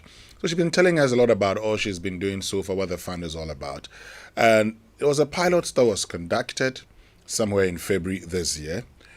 So based on that piloting that you did, what were the lessons? What are the things you found and lessons that you learned? Basically, one of the lessons that we learned was that it was important to allow the specialist to onboard the patients. Because when you walk into the secretariat and come and tell me that you're not feeling well, you think that the condition you have, we should be able to onboard you onto MahamaCares. What are we going to work with? Your specialist is the one who has treated you for a period. He has all your medical records. He understands what kind of conditions that you have. So in doing that, we took a decision to allow the specialists to onboard the patients. So the software that we've connected to the facilities that we're going to work with, there are 29 facilities that we're starting with. The specialist has a button on his system that automatically allows him to onboard a patient. Okay. So then you don't have to be onboarded at our secretariat. It's your doctor that onboards you. And then it helps us because the doctor onboards you, gives us your records, and then makes that intervention for you. It comes directly to us, to our enrollment desk, and we go through it and accept whether you qualify or you do not qualify. Okay. It also helped us to make a decision with the subject matter experts and the Board of Trustees to know that we cannot take on all the conditions at the same time. It was going to sink the fund. So we were going to take one condition at a time. We also realized that there was inconsistency in the billing. Different facilities come with different charges for the same conditions. Exactly. And that one, so it's good you've raised that point, because I was going to get there. So how do you deal with that? How are you dealing with that? But that's why we sat down, we evaluated it, we came up with our list. So the facilities you're dealing with, are they all public or they're private facilities? They are private. We have private facilities. Okay. So in all, I told you about the 21 already. Mm-hmm. We decided to add some private facilities because some of these private facilities are well equipped. Okay.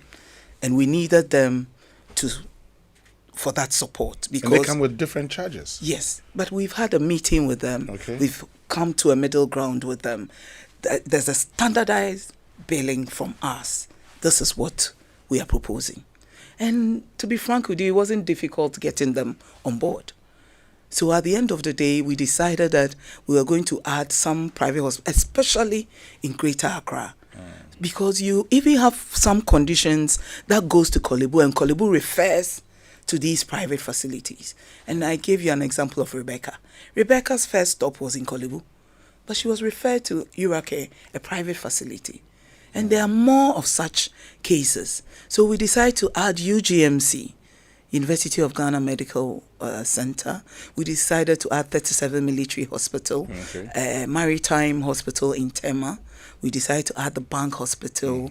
We are adding SNAIT hospitals. You know that they are quite spread across the country and they have some very sophisticated equipment also. St. Michael's Hospital in La Paz, you know, that's a very big one also. And then when you go to Tamale, we decided that we were going to add Aisha Hospital to Tamale Teaching Hospital and Tamale Regional Hospital because Aisha Hospital also has some equipment that these patients can be able to get their diagnostics from. And that's why we decided to add. Yesterday, His Excellency the President also announced that we are going to add the Swedish Medical Center to it. So if we do that, if we onboard them, that means we are rolling out with 30 facilities. And talking about rolling out, when are you rolling out fully? We are hoping to roll out from June. For where we've gotten to, connected the software to the facilities. What also came out for these pilot cases was that we needed support in the various facilities for these patients, because we realized that it's not easy to maneuver through the processes when you get to the hospital. And some patients get frustrated and they simply go home and do not come back again. So what we have done is that we have employed trained patient navigators and placed them all in the various facilities. So when you get to Kolebu, there's a patient navigator from the Ghana Medical Trust Fund seated there. Kolebu Teaching Hospital has been able to give us a space. So we are keeping our patient navigator there. That navigator automatically is alerted when a specialist onboards a patient. So that navigator takes over immediately. So i.e. going through your diagnosis, your treatment, if you're due for surgery, if you're due for chemotherapy, whatever it is, that navigator is the one that guides you through the process in the facility. Okay. Great. And you talk about the fact that you're starting with cancer. Yes, please. So do I get the impression that when you roll out in June, you're dealing with cancers, patients? Yes. We are dealing with the cancers. We have a plan that we deal with the cancers for some time, quarter going into forward, maybe some more months. Then we keep adding. So we add the cardiovascular disease, we add diabetes, we add stroke, and then we keep adding, hoping that within a year of our existence, we'll be able to add more of these conditions. But we simply will not start with everything because we continue to see that adding those conditions at the same time will not help the fund, especially at the beginning stages of the fund. So what we're doing is that we're dealing with the cancers for now. For the cancers, we're dealing with breast cancer, cervical cancer, prostate cancer, and we're dealing with the 4 childhood cancers, i.e. the leukemia, lymphoma, soft tissue sarcomas, etc. Okay. But talking about 30 facilities, so if there are persons who are outside these, and it will lead me to the beneficiary, because you've talked about how the specialists are supposed to onboard these patients. The people who could be there and may not, have access to these facilities, what happens to them? Who could be where? So somebody could be, I know you're dealing with, beg your pardon, regional and teaching hospitals, but there are persons who could be in remote parts of the country, could be suffering from cancer, and may not have access to these facilities. What happens to them? That's why there's a referral system. And the moment you get into the chronic state, you are referred to a tertiary facility. So it's important that wherever you're getting your treatment, when you get into the extreme state of it, there's a referral to a regional hospital or a teaching hospital. There's no way that the district hospitals and the polyclinics and the CHIPS compound and will make an attempt to treat the cancers when it has gotten into the chronic state. I'm not sure about that. And the moment you are referred into a regional hospital, that specialist there has been trained by our software people to be able to onboard you. So we are not just installing the softwares in the various facilities. We are training the specialists also, so they will be able to onboard you. And the moment they onboard you, automatically we get it at the secretariat. It has to take us between 7 to 14 days to approve. But because we are starting, we have told ourselves that we are going to do it quicker than stipulated in the Act. Because you've done the actuarials, for instance, how many people are you looking at? To start with? Yeah. I won't get into that yet. I'm just curious. We just want to roll out from the 1st of June. I'm sure that as we roll out, by the end of the month, we will know. I'm just curious because I just want to know what the numbers look like. Yes. The numbers that you probably expect once you roll out fully. Okay, because you're looking at 1.8 billion, that would certainly work with a number. Yes. So if you want to share, what numbers are we looking at? That's why I said I don't want to touch it now. I just want us to roll out from the 1st of June going forward. I'll come back for another conversation. Okay, we'll wait patiently. But there are lots of messages, and I'll be reading them shortly here on the Super Morning Show. But you say once you start, the specialist should onboard the person. So it's not a case of you even going to apply. You just speak to your specialist, and based on what he has learned, that specialist would onboard you. And these specialists, they virtually become like very close to their patients. So they know which patient that needs the fund support and which patient does not need. So I'm not sure that we even have to make an intervention for any patient. They simply know which patient that needs the help of the fund. Okay. So talking about knowing those who need, I just want clarification because, sometimes we must get everything clearly. You're saying that, okay, so the specialists know, for instance, those who would need support, which suggests that there are those who can afford, and for those who can afford, that's okay. Yes, that's fine. Those who can't afford. Yes. Okay. They will onboard them. Oh, okay. I thought that it was open to all of us. So it's opened, but I'm not sure they are going to say. Can also say that even though I can afford, it's still exactly it's the same country. And let me tell you, it's not easy to treat these conditions. Yeah, it's very expensive. Very expensive. And for the ordinary man living with a non-communicable disease, it costs you about 56,000 Ghana cedis for your treatment, let's say for a year. How much are you paid? Mm-hmm. Even if you decide not to touch, let me use Rebecca as an example, a midwife nurse in a district hospital. Even if she's paid, let's say, about 4,000 to 5,000 every month, and she decides not to touch that money, how many months is she going to save to get 270,000 Ghana cedis to go for that procedure at Urake? Great. This one says, please ask, Madam, what about psychiatric patients on our roads? On our roads? What about psychiatric patients? That's not part of my mandate. Okay. I haven't seen it there yet. I don't know about the trust fund yet, but I know that the National Health Insurance, that's something for the psychiatric patients. But you say within 1 year after the rollout, you'll be able to get the other non-communicable diseases onto the Ghana Medical Trust. By that time, we would have tested the systems, we would have known the figures. Government itself would have taken note of what we are doing, how much we have spent and all. And I'm sure they'll even make a decision, maybe to take us off the National Health Insurance levy and find a direct source of funding for us. Okay, interesting point you make there. Why would you want to be off the National Health Insurance?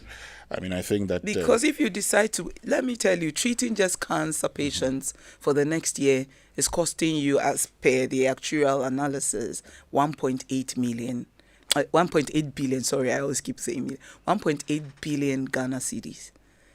If you decide to add cardiovascular, if you decide to add stroke, diabetes, you know that it's going to expand. And that load can simply not be taken by the 20% levy of the National Health Insurance. So that's why I keep saying that I think the government itself is using our first year as its pilot, and I'm sure that they will make some corrections. Because that's why that's why your act says 20% of total monies allocated to the National Health Insurance Fund. Monies approved by Parliament. Yes.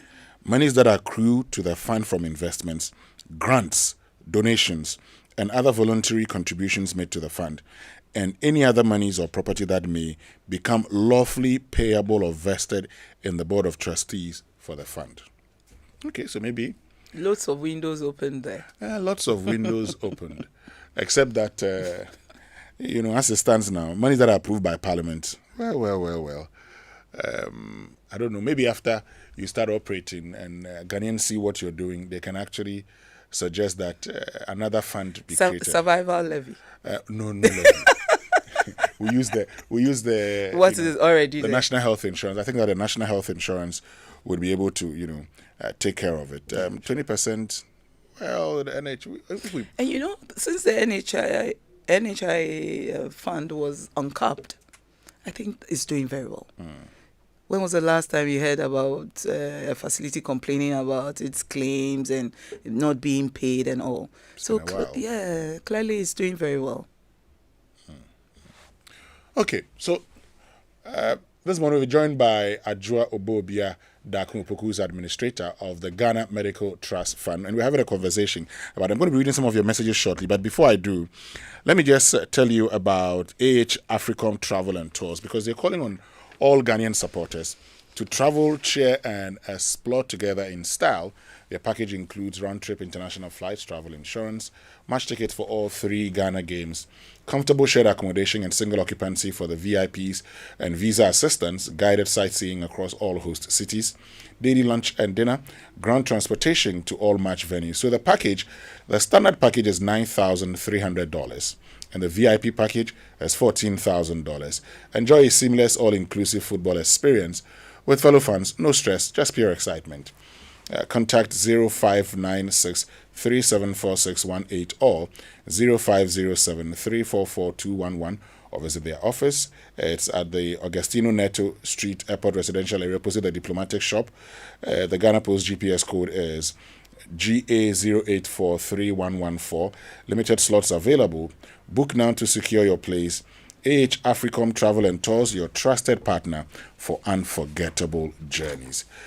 But the Ghana Revenue Authority wishes to remind all withholding tax agents, including VAT withholding agents appointed by the Commissioner General, that withholding taxes must be paid to the Domestic Tax Revenue Division, DTRD, of the Ghana Revenue Authority by the 15th of every month, and withholding taxes for April 2026 will therefore be due by Friday, the 15th of May 2026. And withholding taxes, including withholding on VAT, deducted from suppliers operating the VAT standard rate, payment for the supply of goods or for the supply or use of goods, payment for the supply of any works, and payment for the supply of services, and all other withheld taxes for April 2026 are due by Friday, that's tomorrow, 15th May 2026. They may also submit hard and soft copies of schedules indicating gross amount, the tax deducted, names of taxpayers, and tax identification number or Ghana card PIN from whom the taxes were withheld. Please note that failure to pay tax by due date attracts an interest of 125% of the statutory rate compounded monthly on the outstanding tax. Okay? Kindly get in touch with GRA via email on info@gra.gov.gh. Call them on toll free. That is 0800 900 110, 0800 900 110, or on WhatsApp 055 299 0000 or 0200 63 1664. Great. Now there's a long message from Anthony. You may choose to talk about it or not, but it says that how many Toyota Land Cruisers and Prados are used by our government and its appointees? It costs between 1.5 million and 3 million for one of these vehicles, depending on the year and trim. Your guest mentioned that beg your pardon, there are no MRI, CT scan, and mammogram at Ridge. So if we decide to invest heavily in our health facilities and research, educational institutions, housing, and transportation, would we go to hell? Whose egos would be bruised if today the government decides that no appointees or public officials are going to be sponsored to drive in these Land Cruisers, and that they will drive a car on a maximum budget of 350,000 for us to use the balance to build this country? Why are we like this? Or because the law is too lax and so we choose to do whatever we want? How much money has been raised for the Ghana Black Stars so far for the World Cup tournament? I weep for my children and yours of this democratic republic of Nyamibetre. You want to say something about it? No, please. Okay, great. So before we wrap it all up with you this morning, again, I'm interested in, how people could become beneficiaries of the scheme. How do they do that? First of all, you have to be a Ghanaian. Mm-hmm. Must be a registered card holder of the National Health Insurance. So you should have a National Health Insurance card, and then you should have a condition that is treated by the fund that we cover. So as we are starting now, you should be a cancer patient. Okay. So with these three things, you qualify. Ghanaian, having an NHIS card, and then a condition that we cover. And I've mentioned the conditions already. Mm-hmm. NHIS card, that's very important. Very important. NHIS. Okay, so those of you who don't have it, make sure you get one in case you want to be a beneficiary under the scheme. Yes, and then the process is simple. Your specialist onboards you. Application is submitted to us. Within 7 to 14 days, we approve, because our technical team also has to review it, and then a communication is communicated, and immediately our PNOs take over, and then they take you through the process from your consultation, your diagnostics, if it's surgery, if it's your chemo treatment, anything that you do there is free of charge. Ajobo Biadakunopoku, thank you very much for joining us this morning. She's administrator of the Ghana Medical Trust Fund. Wish you all the best as you roll out in June this year. Okay. I'll come back after 3 months. No problem. To give you an update. Accountability is very important. So we'll look forward to that. Thank you very much. Folks, stay with us. We'll be right back.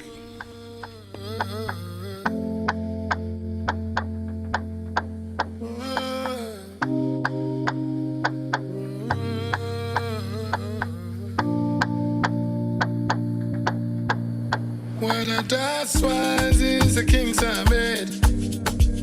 No throne, no rope, just a shadow's shed. Brick by brick, we build from pain. Under the streets lights, we carve our name. The horns blow loud and sing our fight. We chase the dawn through endless nights. Street card of my head, I'm staying real. Every scar's a badge, every wound will heal. They can't break me, no, they never will. Street card of my head, I'm made of steel. Street card of my head, I'm staying real.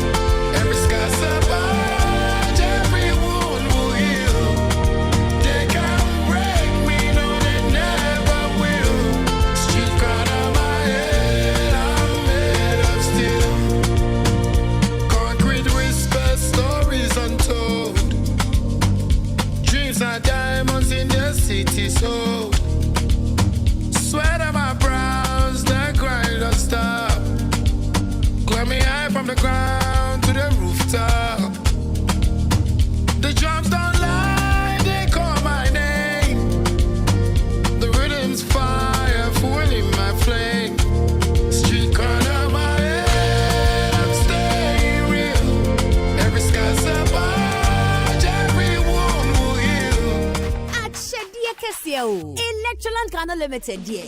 Mamo, our chedia for our loyal customers, because your loyalty deserves more. Yeah, Mamo, our chedia pa. Big rewards for you and me from Accra to Tamale, all over Ghana.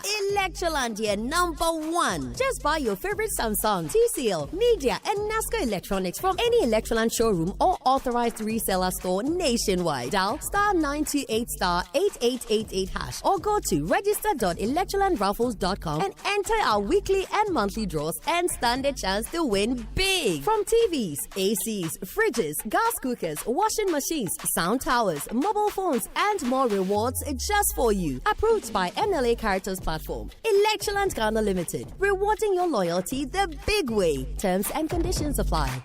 When your safety is priority, don't settle for less. Choose the best. Introducing Titanium Security Services, the backbone of professional protection in Ghana. From residential homes to corporate offices, banks, warehouses, and special events, we deliver unmatched security solutions 24/7. Our guards are highly trained, our systems are cutting edge, and our response time is second to none. Find us right behind the Community 11 Police Station in Tema, a strategic location for rapid response and reliable service. Your safety isn't negotiable, so protect it with the strength of titanium. Call us now on 0509-338-555. That's 0509-338-555. Titanium Security Services. Strong, smart, secure, always.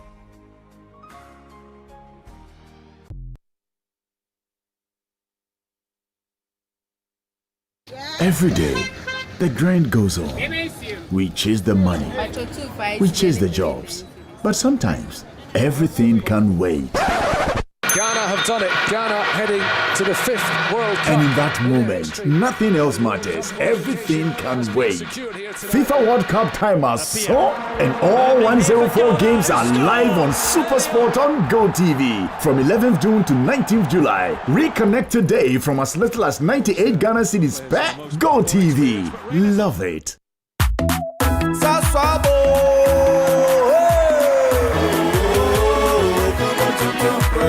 Sasso, sasso, se come tonton preco.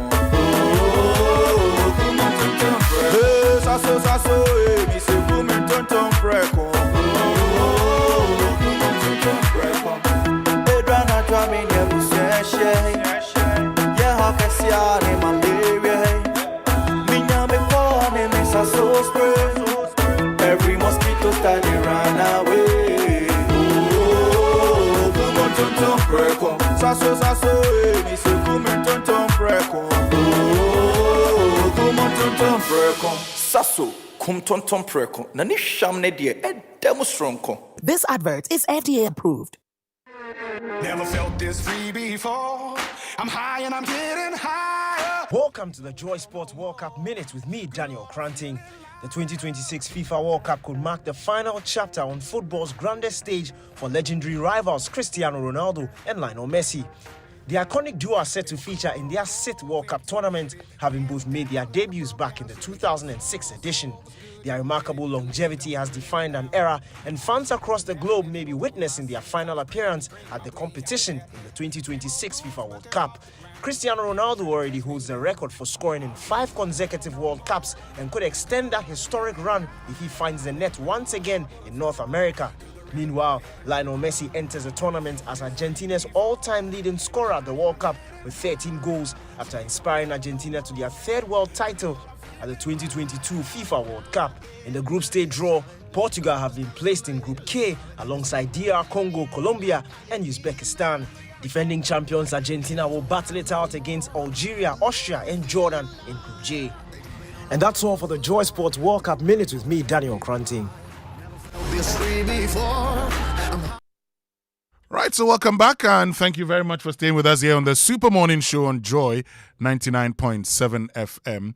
And look, I promised Tahiru Fentiu, that I was going to bring him back to talk about the Africa Athletics Competition. And he's here with me. Thank you. Welcome back again. Thank you very much. How are you, Winston? I'm fine, but do you want to confirm that you have received your wache? Huh? Have you received the wache? The one you promised me? Yes. Have you received it? You gave me a pack. I don't know what's in it.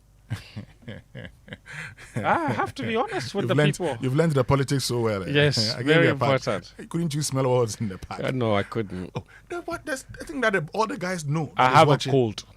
You have a cold? I've lost my sense of smell. I have COVID. Osawara? I have COVID. And you are here?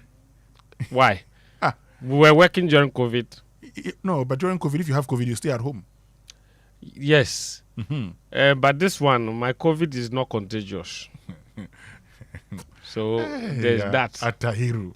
Yes. My brother, tell me, what are the issues? Because I've been reading a lot of things, but you are involved. Tell me.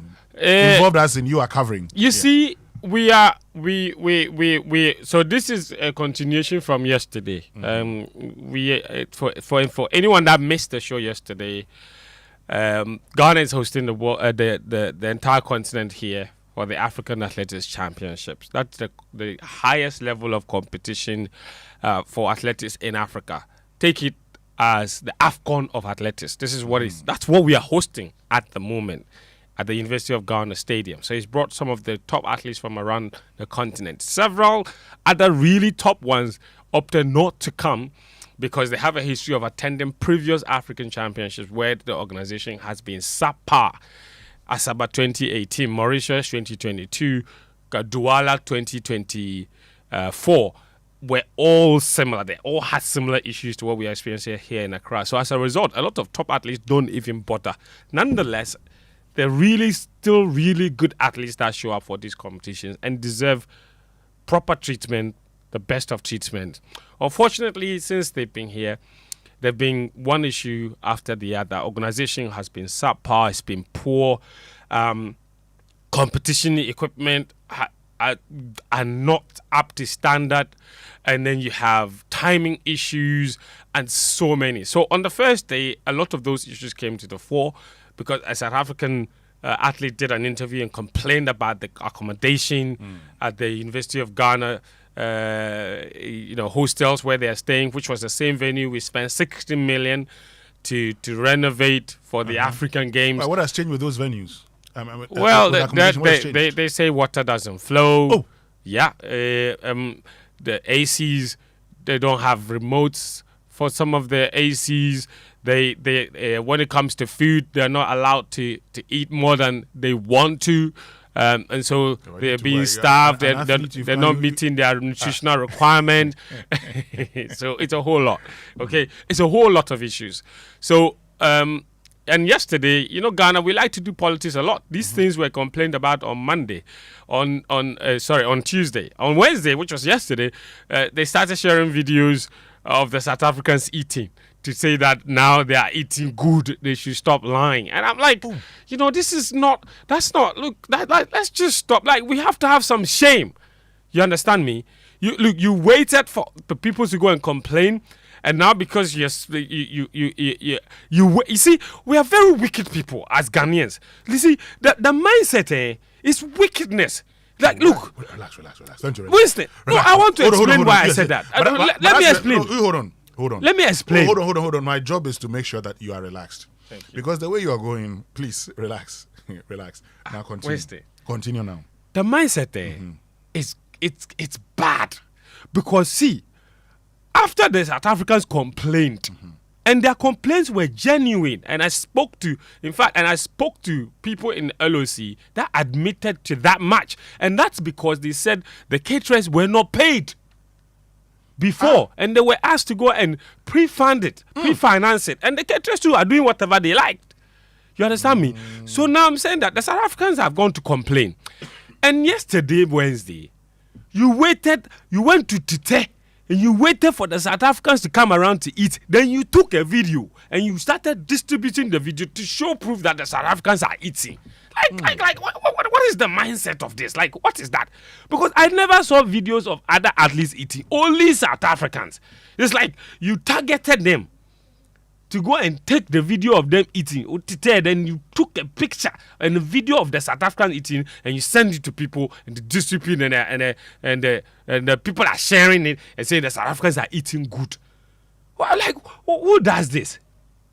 Yeah, that's what I mean by the mindset. The adrenal. It's not about fixing the problem. It's about looking good. That's our problem in Ghana. Nobody cares about fixing the actual problem. It's about looking good. If you fix the problem, looking good will come. If you don't fix the problem and you're trying to control certain narratives by doing things like this, it won't work. Now besides that. Yeah, but let me just ask this question before you continue. Because as we move away from the food issues, I have seen a poll voter have this thing broken. Now, that's not supplied by the organizing committee. It is. Oh. You see, a lot of top poll voters travel with the polls. Okay, those polls and all of those things are supposed to be for practice and all of that. But there is what you call standard competition equipment. Those are supposed to be provided by the organizers. You understand me? And that one broke into two like that. Yes. We don't know where they sourced them from. In fact, one of the Kenyans even said that he wanted to travel with his pole and he didn't. And he went to borrow his pole from a Beninois athlete. And that was what snapped in half. Then the Ivorian also had his pole snapped in half. And the organizers, Charles Osesibe is the vice president of Ghana Athletics, part of the organizers. He just said in an interview, I was listening to it before I came in, that everything that was provided by the organizers. So where did you find the and this is and it's not just one. It happened twice. But Winston, that's not even the worst of it. You know the poll vote event, the bar is supposed to be wooden. What they put on top for you to jump over. Yesterday, it was a rope. Okay? No, tell me that's a joke. I have my phone here. You have a look at this, and then you tell me if what they are skipping over, okay? If what they are skipping over is a pole, is a bar that is hanging there, or if what they are skipping over looks like a rope that has got the middle hanging down. Just hold on a second for me. We are doing some. Oh yes, Winston Amoah. We are very good at doing some. And see, my disappointment. Anyway, that's my disappointment. Ghanaian English. They were doing yes, some. My disappointment in all of this is that we've got LOC, we've got a sports minister who has oversight responsibility. We've got the president who's put all these people in charge, and all of this is happening, and everybody just is just watching. Like I don't get it. The embarrassment that this has caused that is monumental. And the World Athletics president was sitting right there. Oh, yes, he's sitting right there. And it's the African Athletics Championship. Yes. And the World Athletics president is sitting there. He's watching all of this unfold right before his eyes. And my point is this, that I will not be surprised that at the end of competition, all of the records from this competition will be scrapped and rejected by World Athletics. Oh, how? Because there are massive issues with the timing. And I will get into the timing issues because that is where the real problems are. Massive issues with the times. And you see, those times issues, in athletics, time is the most important, the most fundamental element of track and field. Yes. It's time and distance. How high did you jump? How far did you jump? How fast did you run? That's what's most important. And even with those, we are having huge issues. And Why? Winston, if you give me some small time, I will just explain some of the biggest issues we've had and examples of just how poorly this has all been put together. Now,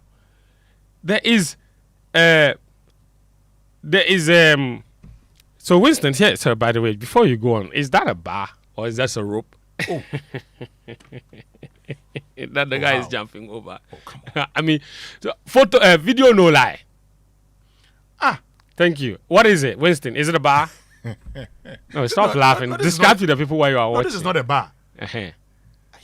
Oh, God. It looks like what? Looks like a rope. That they've tied across the two poles. What The shaking is dangling there. The middle of it is it's down. Yeah. So how do you even know the height is correct? The height is correct. Oh my goodness. Oh my goodness. We're not as serious people.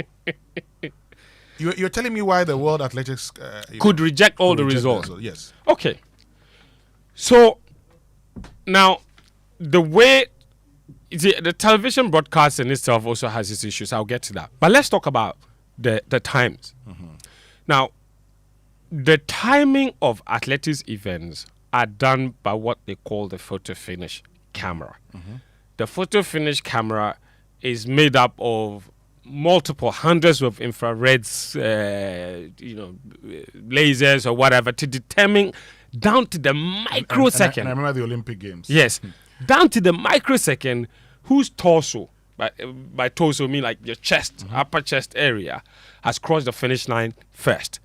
Okay, it's not your stomach, it's not your leg, it's your torso. Your torso has to be what crosses the finish line first. When you cross the finish line, there is usually a flash timer at the finish line with a scoreboard that flashes the time as you cross it. And you see a lot of athletes will be looking at that when they are running because it also determines to them how fast they're going. You see some of them will finish and point to the clock. That is the clock that a lot of record setters will finish and go and take a picture by the time. We don't have one here. We have one that is not working. That's the problem. So even if somebody breaks a record, there's nowhere to go and show that and go and take a picture plus their record to show that it's correct. Now, it hasn't been working since the first day. Now, yesterday, they got it to work for a moment. Then it went off and it came back and it was worse than when it wasn't working because it was recording wrong times. So Wednesday, example, the men's 100-meter finals. When they crossed the finish line, that board at the finish line flashed 9.98 seconds. Do you know what the actual winning time was? Tell me. 10.25. Oh! Are you serious? The clock showed 9.98 seconds. The television camera zoomed onto it. 9.98. And you see the interesting thing? 9.98 seconds would have been the second fastest time ever to win an African Continental Championship. So you've got commentators who don't also have time of their own, by the way. They're looking at that clock and they're shouting and excited about how fast the guy has run. Who ran that? Is it a Kenyan guy? It has deceived them. No, Cameroonian guy. Oh, Manyala didn't come? No, please. It's called Emmanuel Eseme. Okay. My brother, the actual winning time was 10.25, but that's not even the worst of it. While the winner was clear, the rest of the pack didn't know where they finished. You know how 100 meters is very tight. Very tight. Very tight, yeah. In standard competitions, it's easy. The moment you finish, you see them, they watch the board. Yeah. There are the times will flash on the board. You saw even in Paris how close it was. Noah Lyles won by 3,000ths of a second. And the wait was just about like 25 to 30 seconds, but we thought it was long. It was indeed long. Thank you very much. Charlie, in all competitions. Thank you. And this is like 20 to 25 seconds while they sorted it out. And the moment it flashed on the board, the emotions were raw, the celebrations began. These guys, the only person that was celebrating was the winner. The rest of the people didn't know where they finished because the times aren't flashing on the board.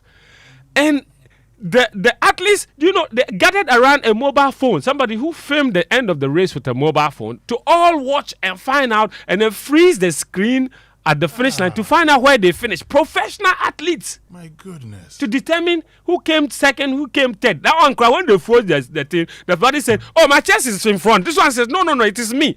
They're standing there. Nobody knows who finished second, who finished third. So how are we able to determine who finished second and third? The thing is, the times are there. If the photo finish room is up above the stadium. So now somebody from there has to call or send the results from the screen there on WhatsApp. You don't have communication. Thank you. Devices, no. To the people on the track to now be able to. But even when that is done and they go and tell the athletes, they're unable to even convince the athletes that. Because you see, sometimes the athlete, look, in track and field, sometimes winning is not just about finishing first. It's also about whether or not I broke my own personal record. Yes. Somebody can even finish last in that race and break his own national record and or even have a season best. Have a season. So all those things are important. So everybody's time is crucial. It's not just so. What they do is that when they tell them, they'll come and announce, please podium for 100 meters, Nigeria, Cameroon, Senegal. If there are even 3 Senegalese in the race, which of them are you talking about? That is how they come and announce it. So yesterday, the 100-meter men, that was what happened. In the end, the people didn't even know. They went away. In fact, the first day, there was a Ghanaian athlete. He and I were fighting at some office looking for results because he finished third, and it's only the top 2 that get automatic qualification. He finished third. And you know, the third ones, it is your time. If you run the fast qualifying time. Thank you very much. He didn't know his time. So he didn't know whether to go and start preparing for the semi-final or to go home because he didn't qualify. He has come to stand there. Me too, I'm standing there. Here and now we are shoving each other. He wants his time. I want my time. I also want to do report. That's how bad things were. And so the 100 meters, that's what happened. That's the men. The women, Winston, that is where if you thought the 100-meter men was bad, the women was even worse. The women's race, the top competition was between a Cameroonian, Herverge Kole Itame, a Nigerian, Rosemary Chukwuma, and a Liberian called Thelma Davis. When they finished, the Nigerian went to pick the Nigerian flag and started celebrating, believing that she had won. She felt she did enough to win. The truth is, when athletes also run next to each other, sometimes you can have a sense of where you are. She was on lane 2. There was a Cameroonian out in lane 6 on the outside lane. She probably couldn't spot the Cameroonian. So she celebrated all together for about maybe 2 minutes. Because as I told you, the only way the results come down is if somebody sends the... It's like yesterday, the person sending the results, it doesn't have data. Or it doesn't have phone call. So the Nigerians celebrated. About 2 to 3 minutes later, then the people on the track came to tell them that she wasn't the one who won. The Cameroonian had won. The Cameroonian had won instead. And that's okay. But she has to see. They need to see. I thought I won. Now you said the Cameroonian. I want to see the results, the photo finish. Like how did... No. It was not available there on the track. She couldn't tell. Even the third place girl couldn't tell what time she ran. So, Winston, the Cameroonian then grabbed her flag and the Nigerian dropped hers and she started celebrating.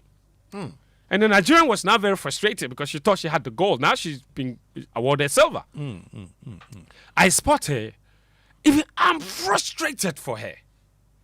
So I grab her and her coach and they can't find the results. I say, okay, you know what? Maybe I can help. Let's go to the Do you have to go me, journalist. Let's go to the photo finish room. Thankfully, sometimes privilege helps. The people there know me, so I'm able to go and beg. They'll allow me. Otherwise, they will not. So we went. I knocked on the door, they opened, and I begged them. I said, please, the women's 100-meter final, can you give me the photo finish results? The girl that wants to see, she just wants to see the time she ran. Because now they say she didn't win, so she wants to see where she... So some girl went and brought the results. And I took a picture, and then I showed it to the girl. The girl and then made me send the picture to her. The winning time... Winston, listen to this. The winning time from the Cameroonian was 11.485. 11.485 seconds. And she was awarded 11.488. This is the closest. It's just like in Paris. This is the closest. That's what you call a 3,000th of a second. The mathematicians will tell you how close that was. So something this close, it's always really difficult to determine, but it can happen, and you can understand why she was celebrating because, like, it's not like it's 11.4 and 11.5. That's easy to tell. But you see, in Paris, for instance, during the Olympics, when Noah Lyles and Kishane Thompson, when they finished, you know, they were all stuck. Yes, and they were looking at the screen. They were looking at the screen. Yes, they looked at the screen. All of that sequence lasted about 20 seconds. Yeah, but we felt like it was eternity. And then by the time, while they're looking at the screen, those of us who were watching on TV, we saw the race over and over again. Yes, the final exactly. Then they drew the lines, and by the time you realize, when it was given to Noah, Between 25 to 30 seconds. But Yes. we thought it was too long. Well, we felt the wait was too long. Yeah. This I'm talking about. Somebody was celebrating you. She has finished celebrating. And the people have tweeted. They've done story. Rosemary Chukuma delivers Nigeria gold medal. Me, I have to do backspace on my story. Back, clear. Because I've drafted the whole thing. I've finished. This marks her first continental title. No, it was not. Okay, so I helped. Well, she took the result. She looked at the photo from her and she said she feels like she won. Just like, you see, there was some controversy in Paris too. Some people thought that Kishen won. So she said she's going to launch a protest. So she did. She went and lodged a protest. So that protest will be determined, should have been determined last night. So we'll see. She says that she should be awarded the gold. Those are the issues with the track. Do you know that on day one, Monday, women's 5,000 meters, they awarded wrong times. You see, 5,000 meters, Winston, 5,000 meters average finish time is like 15 minutes for women. When they finished, they said the people, they ran the time, the event in 30 minutes, something. I saw it, I was like, this is a joke. Thankfully, yesterday they brought the correction that this is the correct time. That's why I said that I wouldn't be surprised if at the end of this competition, what athletics says, more results shouldn't get dependable. So hold on a minute. Let me just acknowledge Munchie chocolate chip cookies. And you know that moment when you're trying to impress, but you don't know what to say. Charlie, relax. Just share a pack of Munchie chocolate chip cookies. The rich chocolatey crunch does the talking for you. So whether it's break time at school, chilling with friends, or that special someone walking beside you, Munchie makes every moment feel easy and natural. So next time you're heading out, don't forget to grab your Munchie chocolate chip cookies and start the moments that matter and enjoy the unmistakable crunch of a chocolatey joy. But Electroland Ghana is giving you weekly and monthly big rewards when you buy Samsung TCL Media and NASCO Electronics anywhere in Ghana and from any authorized dealer or reseller. So just buy your LED smart TV, split air conditioners, double door fridges, auto grill gas cookers, washing machines, sound towers, microwaves, blenders, mobile phones, and more from Samsung TCL Media and NASCO, and dial *928 *8888# or go to register.electrolandraffles.com to enter our weekly and monthly draws. It's approved by NLA on the Caritas platform. Electroland Ghana Limited, rewarding your patronage the big way. Terms and conditions apply. But look, if you're a business owner looking for a smarter way to keep an eye on your shop, restaurant, office, or warehouse, anytime, anywhere, then go for MTN Business Eye, because look, with MTN Business Eye, you can keep an eye on your business for 24/7. Okay, it's powered by Wi-Fi, SIM connectivity, cloud storage, and solar energy. So your security never sleeps, even when the lights go out. Enjoy 24/7 monitoring, real-time alerts, two-way audio, and reliable backup, all at affordable rates. Dial *5060# today and keep your business in sight always with MTN Business. MTN is everywhere you go. But tomorrow, the Ghana Business Leaders Conclave at the UPSA Auditorium under the theme Leading with Integrity, Navigating Mediation and Ethical Governance for Business Sustainability.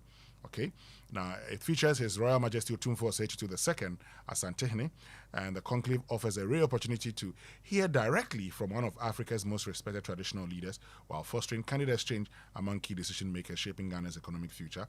The event will be live on Joy News and Joy FM. It's Friday, the 15th of May 2026, time 4 p.m. All invited guests are kindly requested to be seated by 3:45 p.m. at the Kofi Ohene-Kunido Auditorium. For RSVP and inquiries, call 0244311996 or 0245879187. Joy Business is the official media partner of the Ghana Business Leaders Conclave. But you know what?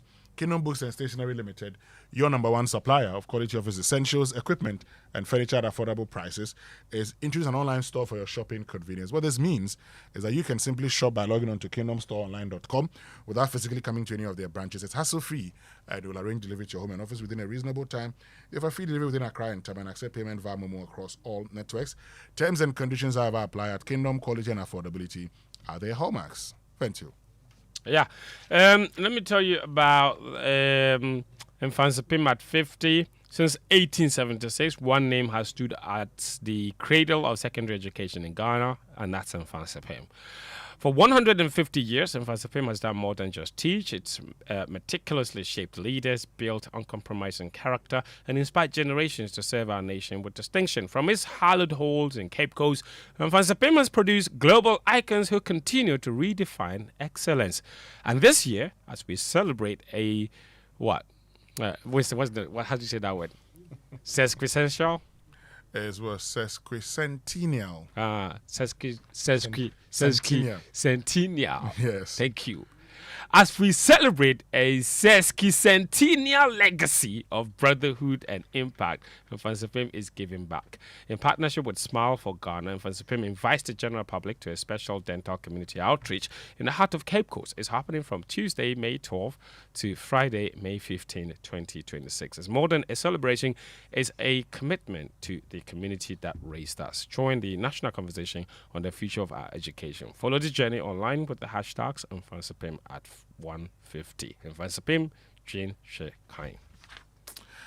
Great. Jin Shekan. Thank you. And in moving on, so these you know are that yesterday, you asked it, they played a wrong Nigerian national anthem too. That one too is part of our problems. You know Tinubu changed the anthem in 2024. I'm not aware of that. Oh. Pardon me, but I'm not aware of that. No, they changed to the the previous anthem was the Arise, O Compatriots. Okay, and in 2024, Tinubu signed a bill to revert to the Nigeria We Hail Thee. Okay, and yesterday they still played the Arise, O Compatriots. And then when they were playing it, Toby Amusan, who won gold in the 100-meter hurdle, looked very confused because she knew that was not the new one. So after, the organizers asked her, was that the right Nigerian anthem? She said no. And they spotted a Nigerian journalist and asked him, do you have the new Nigerian anthem? Can you send it to us? What are we doing to ourselves? We are embarrassing ourselves is what we are doing. So look, Winston, it's bad though. So that's why I'm saying that, and the president is cruising in Kenya. He's put people in charge who are doing this, and he's back now. You see, we have to look. I say this all the time. This is Charlie, Ghana. We had aura. This is taking away from our aura.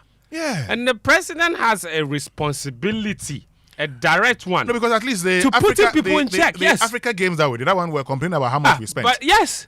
And we fired Nanado for it. So John Mahama deserves some fire for this too. It's a competition that the country, it's not an individual hosting. It's a country that went to bid and accepted to host the competition. When did we bid for this? 2024, at the last competition in Cameroon. That's where we went to take the rights that we can host. So for 2 years, we've been building up to this. The good news is we didn't need to build a new stadium. We did not need to build new accommodation.